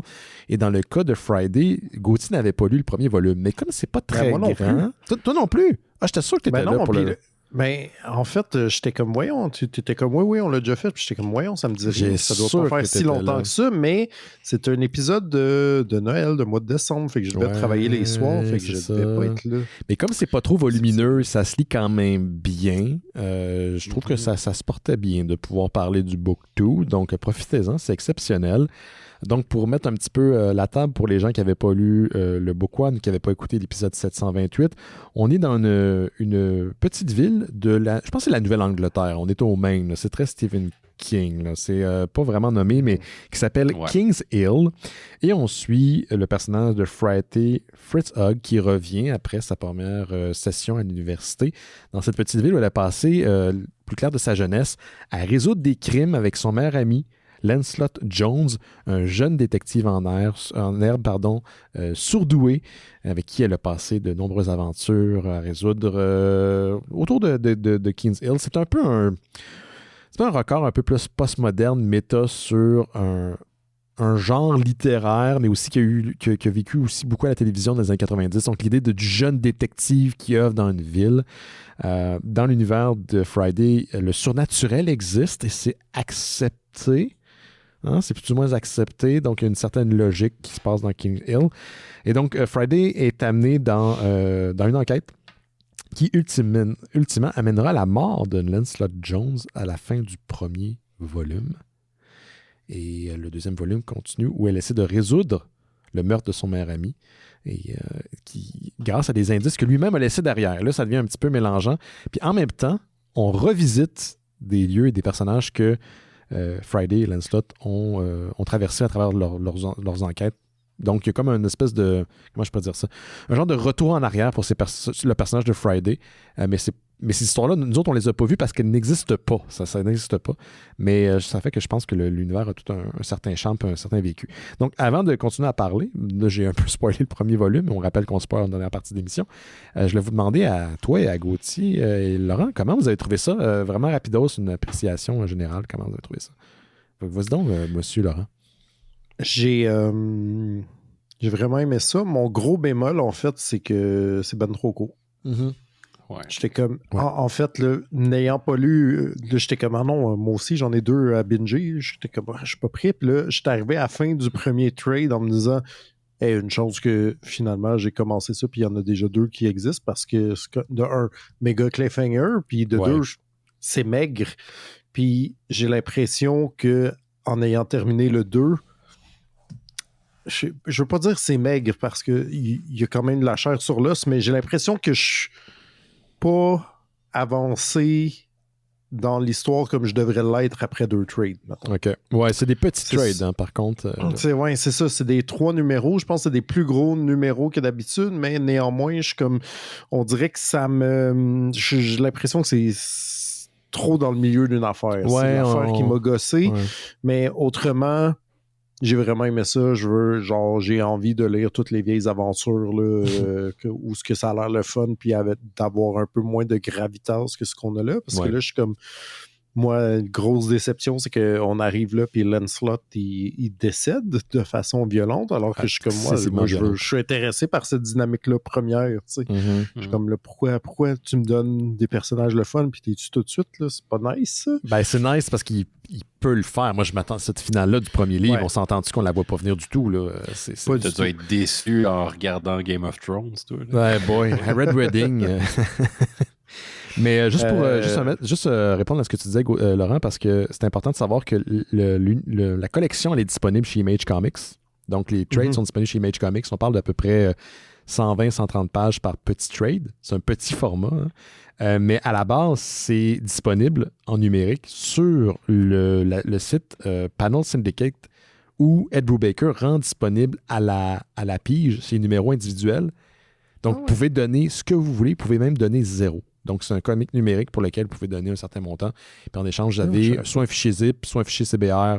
C'est en fait les formats que vous voulez. Je pense que vous avez une forme aussi EPUB pour les tablettes de lecture, là, style de lecture numérique. Donc, vous avez le choix. Mais c'est hot parce que maintenant, c'est disponible en papier grâce à Image Comics. Mais c'est la raison pourquoi, à la base, c'est comme un side project. C'est pas son projet principal, mais c'est un side project. Toi, comment tu as trouvé ça, Gauthier? Parce que toi aussi, tu as lu les 2 premiers volumes, le back-à-back, là. Ouais, j'ai vraiment aimé ça. Je sais pas, tu sais, d'un fois, quand le contexte est bon, ça ajoute à notre plaisir de lecture. Puis, tu sais, j'ai lu ça hier, il pleuvait, j'avais ouvert la porte de mon bureau, fait que j'entendais la pluie, j'avais mon petit café. C'était comme c'était vraiment le setup parfait là, pour lire ce genre d'intrigue de jeunes détectives-là. Tu sais, ça fait vraiment penser aux séries de romans jeunesse, là, la Fais-moi peur. Tu sais, c'est vraiment comme un espèce d'hommage à ces histoires de jeunes adultes qui mènent des enquêtes mystères. Puis en même temps, c'est ça. Moi, j'ai aimé le gravitas à la proposé là, par le récit parce que justement, ça amène quelque chose de nouveau à ce thème-là. Pour moi, c'est une accroche qui a vraiment très bien fonctionné, de dire, OK, on est dans cet univers fantastique-là, mais il y a comme une dose de danger, de drame, ouais, de tragique qui est ajoutée, puis ça fonctionne vraiment très bien. En plus, il y a quand même une attention à la psychologie de Friday qui est apportée. Là, tout au long du récit, là, on est vraiment témoin de son évolution psychologique, de comment elle se sentait avant de partir au collège par rapport à Lancelot. Il y a comme le décès violent, justement, de Lancelot vient prendre toute une ampleur différente à cause de l'historique qu'elle avait avec lui, qui est comme amitié / amour. On passe tout notre temps ensemble, toute notre jeunesse. Fait que là, on est full attaché. On sait pas trop c'est quoi la nature de nos sentiments. J'ai trouvé ça vraiment bien fait. Tu sais, les certaines doubles pages où on voit des couvertures, des fausses couvertures d'aventures qu'ils ont vécues quand ils sont jeunes, et vraiment, tu sais, adresser le fait qu'on c'est un hommage à ça. Puis que dans cet univers-là, il y aurait eu des livres de leurs aventures. Mais c'est jamais vraiment... On l'explique jamais, c'est juste montré, puis c'est parfait comme ça. C'est présenté pour venir appuyer un des... Comment je peux dire? C'est pas un propos, mais c'est pour venir appuyer, en fait, l'inspiration de cette série-là, qui est les séries jeunesse de détectives, quand il y en a plein. Là, les Nancy Drew, il y en a eu une chier là, de ces genres de romans-là jeunesse où il y a une série puis on suit les mêmes personnages d'une petite ville. Moi, quand j'étais jeune à la télévision, il y avait, je pense que c'était Sherlock Junior, c'est un peu le même principe. Il y a comme son bureau dans son garage, les Intrépides. Il y a un film qui est sorti que j'ai adoré, qui met en vedette la jeune actrice québécoise qui joue dans Yellow Jacket, mais que son nom m'échappe. Là. Ça s'appelle The Kid Detective. Sophie Nellis? Oui, exactement. Elle est super bonne là-dedans, dans The Yellow Jacket, mais aussi dans The Kid Detective, qui est une série qui suit pas une série, pardon, mais un film dans lequel le jeune qui jouait le fameux détective prodige vieillit, puis maintenant rendu dans la trentaine, fait que c'est juste pathétique. Il a encore son bureau, mais c'est juste rendu pathétique. C'est super bon, puis il y a un peu ce même regard-là, postmoderne, dans The Kid Detective, qu'on retrouve, je trouve, dans Friday. Puis si vous ne l'avez pas deviné, moi, j'ai adoré. Genre, c'est dans mes meilleures lectures. Je trouve qu'il y a tellement d'éléments qui fonctionnent. Il y a une alchimie dans Friday qui fonctionne. Je ne peux pas vous dire exactement pourquoi, mais c'est familier, c'est nouveau, c'est frais, c'est réconfortant. Les personnages ont de la dimension. Le dessin, même, de Marcus Martin, là, quand il dessine le King Hill, là, c'est majestueux. On reconnaît que c'est une ville qui a un certain vécu, qui a été fondée peut-être au début des États-Unis. Il y a de l'histoire dans cet univers-là. Et moi, j'ai capoté. Puis j'ai bien hâte de voir la suite. Ouais, le setting de King's Hill me fait vraiment penser au setting de Arkham dans l'univers de Lovecraft. C'est-à-dire que c'est une petite ville, la côte est des États-Unis, qui a une histoire vraiment à elle, qui inclut du fantastique, puis que les outsiders ou les personnes qui viennent pas de cette ville-là pourront pas comprendre. Jamais parce comprendre. qu'ils sont pas de la place. Exactement. Puis c'est ça, tu sais, où tu disais, ça avait un peu pensé à du Stephen King aussi. Castle Rock. Ouais, Castle Rock, tu sais, où genre, t'as comme les légendes locales que, tu sais, le shérif, il est comme, mais tu peux pas expliquer ça au monde qui n'est pas d'ici. Ils comprendront pas. Fait que c'est juste, ici, c'est bizarre, on l'accepte comme tel. C'est normal que le détective fait affaire à des jeunes pour résoudre des crimes, mais quand tu y penses 2 secondes, ça marche pas, là, ça serait jamais reçu en cours. Là. C'est ça, tu sais, puis ça fait que le fantastique est vraisemblable parce que c'est une bulle, tu sais. Ed Brubaker a vraiment créé une bulle autour de ce village-là, puis ce qui se passe dans ce village-là, il peut décider de faire à peu près ce qu'il veut, tu sais, là-dedans, puis tout le monde va accepter parce que c'est King's Hill, comme Arkham dans l'univers de Lovecraft. Mais ils ont l'air de penser quand même que ça s'en vient plus intense que d'habitude, tu sais. Oui, c'est ça. Genre ça nous moi, amène OK. là. Ouais. Ça m'a fait penser. En fait, la série est à cheval entre l'univers de la jeunesse, de l'enfance et l'âge adulte. Puis même le personnage de Friday est comme un peu en transition parce que, tu sais, aux États-Unis, ça m'a tout le temps épaté à quel point les gens passent leur vie au secondaire, puis là, ils passent à l'université directement. Puis il y a plein de jeunes qui sont pas équipés pour la vie du secondaire, tu sais, qui amènent une certaine liberté, qui est beaucoup plus, disons, qui appartient à l'univers de l'âge adulte, mais en même temps, on dirait qu'il n'y a pas eu de cégep pour te préparer à cet univers-là. Puis je trouve que la série est vraiment à cheval entre les deux. Tu as tout l'émerveillement de la jeunesse, l'innocence de la jeunesse, de l'enfance, avec des histoires de magie, puis de comme le gars qui a voulu, je sais pas, je dis n'importe quoi, mais détourner les fonds de l'hôpital pour chiens, puis là, on a réussi à l'enfermer. Tu sais, il y a comme tout ce côté-là super niais, puis en même temps, t'as de l'occultisme. Il y a beaucoup de références à Lovecraft, des clins d'œil dans la BD. Là. Il y a des créatures qui sont très, très, très Lovecraftiennes. Fait que, il y a comme... C'est puis comme les gens meurent. Ouais, puis les gens meurent. On dirait que c'est la première fois dans tout, tu sais, ils ont l'air d'avoir fait 58 enquêtes, puis là, là, les gens meurent. Les gens meurent. Fait qu'il y a un lien de connexion entre l'univers de E.T., le fantastique, l'extraordinaire, et King. Stephen King. Moi, le fait que c'est King's Hill, je suis sûr qu'il y a un lien. Là. C'est un petit hommage. Là. Moi, ça m'a aussi fait penser à Stranger Things, parce qu'on est clairement dans une époque qui est pas moderne. Non. Ça nous aide beaucoup à tisser l'intrigue aussi, parce qu'il n'y a pas de cellulaire. Pas d'Internet. Tu sais, une tempête de neige, c'est grave. Puis là, à King's Hill, il y a comme un blizzard, puis c'est grave, parce que personne ne peut communiquer.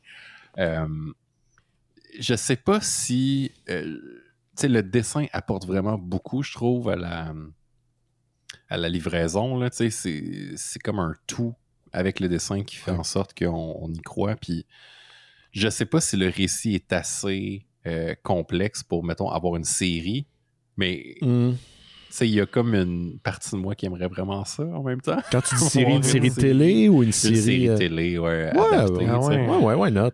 Ça se pourrait. Ou un dessin animé au pire. Le dessin animé pour adultes, là, ça se faisait pas il y a quelques années. Puis les Simpsons ont un peu démocratisé ce courant-là. Puis depuis, c'est même plus. Il y a des trucs comme Bob Burger ou Horseman, c'est genre de série. BoJack, ouais, c'est ça qui... Avant, le dessin animé, c'était le territoire des enfants. Maintenant, on utilise les dessins animés pour raconter des histoires. Tu fais pas écouter un enfant, là, Rick and Morty, là, il va être depressed. Tu peux pas faire ça. Fait que ça pourrait se porter à ça. Ouais. Ça m'a fait penser. Là, il va avoir... Là, on nous promet du time travel, en plus. Là. Ouais, on est dans le time travel à la fin du deuxième volume, là. La magie est full impliquée, là. Fait qu'il y a... Ouais, il y a de la... Puis ça, c'est vraiment bien fait. Là. Je trouve que il ose vraiment beaucoup faire apparaître des affaires magiques. Mm-hmm. Alors que, tu sais, dans Stranger Things, on a tout le temps comme une espèce de petite réticence. Là. Ah non, c'est de la technologie. De la science. Ou tu sais, c'est de la science. Là, non. Comme la montre que Lancelot a laissée à Friday, c'est un objet magique. Mm-hmm. Puis elle est comme, ah ouais, la montre est magique. C'est comme, OK, oui, c'est correct. Oui, mais qu'est-ce qu'elle fait? Ah, OK, je suis revenu dans le temps. OK, roll with it. Ouais. Il y a quand même sa naïveté en même temps. C'est comme une créature aussi grotesque qui est pour tuer ses parents à Friday à un moment donné, puis elle attaque à coups d'hache. Fait qu'encore une fois, c'est le conte, le conte pour enfants, le manuscrit pour enfants, mais qui vire vers l'adulte, puis c'est quand même assez dark. Là, c'est ça qui, je pense, qui est troublant à la fin du premier volume du Book One, c'est que tout est un peu enfantin, puis t'as le corps calciné de Lancelot, les yeux ouverts qu'on voit, puis ça finit sur ça, puis tu fais « Oh shit! » Il y a de quoi dans le contraste du dessin enfantin juxtaposé à un corps d'enfant calciné qui est excessivement troublant. Puis en même temps, il est pas fait, c'est pas dans le voyeurisme, là. On n'est pas dans l'expo, on n'est pas dans le gore. Il y a vraiment une ligne, là, cette série-là, qui maintient, puis je trouve ça exceptionnel. C'est comme s'il se rapprochait vraiment plus du conte classique. Mm-hmm. Tu sais, comme, j'ai quasiment plus l'impression de lire un conte de Grimm, tu sais, qu'un conte de Disney. Tu sais, on est vraiment dans l'origine du conte où, oui, les enfants meurent. C'est possible. Parce que, tu sais, dans les contes originaux, tu sais, c'est fait pour donner des leçons puis apprendre des choses aux enfants. Fait que le meilleur moyen d'apprendre des choses aux enfants, c'est de les traumatiser un petit peu.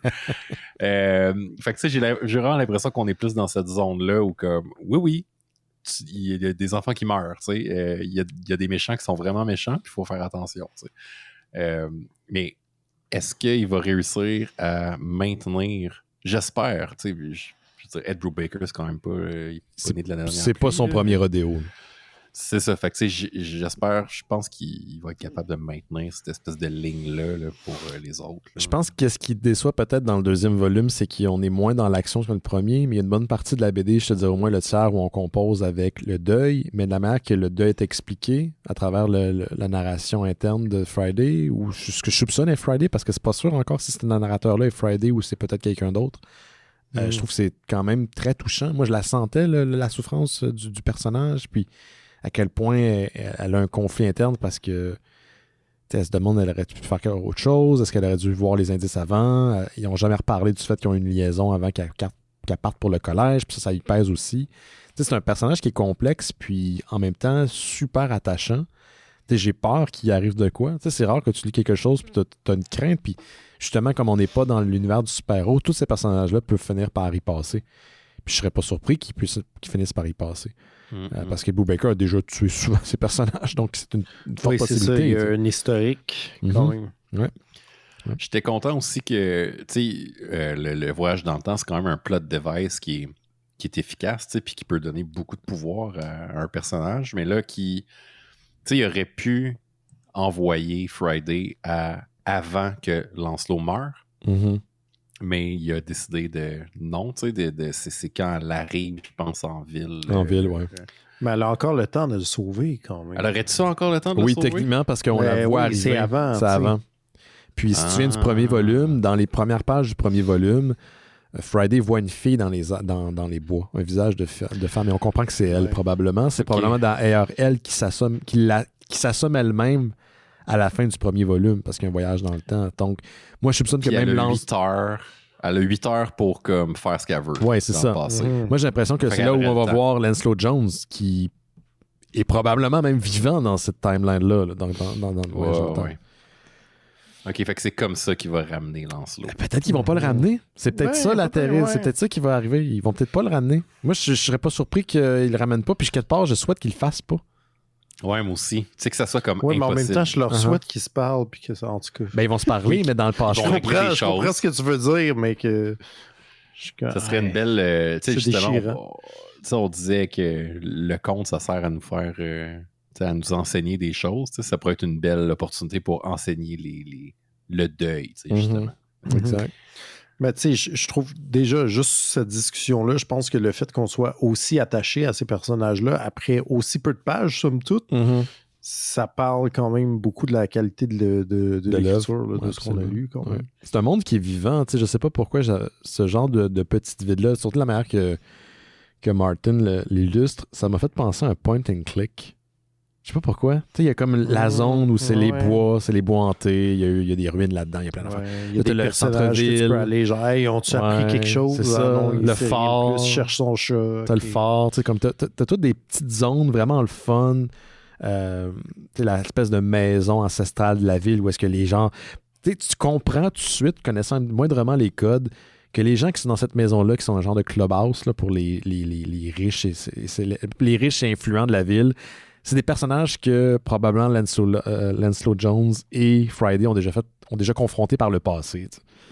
Tu comprends que c'est ça. Même. Elle dit même que c'est comme un professeur mad un peu, là, un gars du club privé. Là, il était toujours capable de... déjà allés là. Ils sont déjà allés là. Donc, tu comprends qu'il y a comme toute une histoire puis un background. Puis c'est encore une fois la mince ligne entre mettre tes pierres, mais pas trop insister non plus pour pas que ça file comme trop... je sais pas, trop surligné. La ligne est vraiment le fun. Puis je serais curieux de faire lire quelqu'un qui est peut-être un peu plus jeune puis qui n'a pas connu ce type de livre-là ou ce type de télésérie-là, parce que c'est quand même quelque chose qui était très présent dans les années 90, peut-être moins aujourd'hui.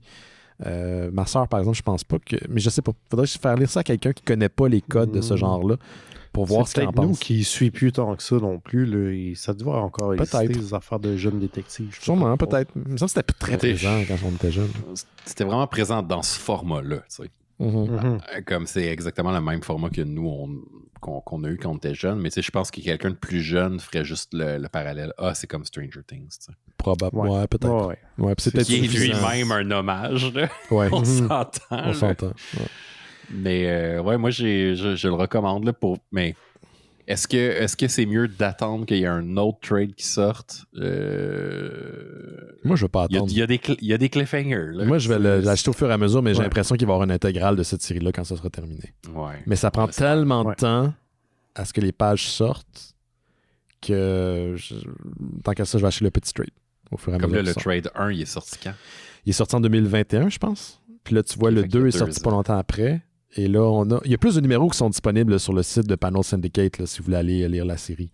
Mais c'est pas un trade, c'est pas disponible en trade encore. Mais je pense, moi aussi, je le recommande chaudement. Là. Je pense que j'ai pas besoin de le dire. Toi, Laurent? Oui, vraiment beaucoup. Je sais pas. Non, c'est une bonne affaire d'avoir des cliffhangers. Ça te donne hâte au prochain. J'ai hâte, ça me travaille. Là. Je suis comme, ça va être long encore. J'imagine qu'il y a un éditeur francophone qui va mettre la main là-dessus éventuellement. C'est déjà, en fait, moi, c'est le même qui était. C'est pour ça que je l'avais mis dans ma liste. Là. J'ai sorti le tome 1 chez Glénat. Ça fait quelques mois, puis le tome 2 s'en vient d'ici la fin de l'année. Là. Fait que. Ça existe. Génial. Ça s'appelle Friday. Tout simplement. Audacieux. Friday. Exact. Friday. Donc, on parlait de Friday Book 2 on a Cold Winter's Night de Ed Brubaker Baker et Marcus Martin. Merci les gars, merci d'avoir été là. Je donne 4 étoiles. Moi, je donne 4,5. Moi, je donne 10 sur 10 chaudement recommandé. 4 loops de détective. 4 loops de détective sur 5. Excellent. Bon, les gens à la maison, on se voit la semaine prochaine. Peut-être avec notre ami français, qui sait. Je sais pas quand est-ce qu'on va pouvoir faire le show. On va voir ça. On va pouvoir parler de Gundam, yes. Ouais, c'est ça. Il est très fan de Gundam. On va préparer des nouvelles pour Laurent. Excellent. Bon, sinon, faites attention à vous autres, puis on se voit la semaine prochaine. OK, bye. Ciao. Bye.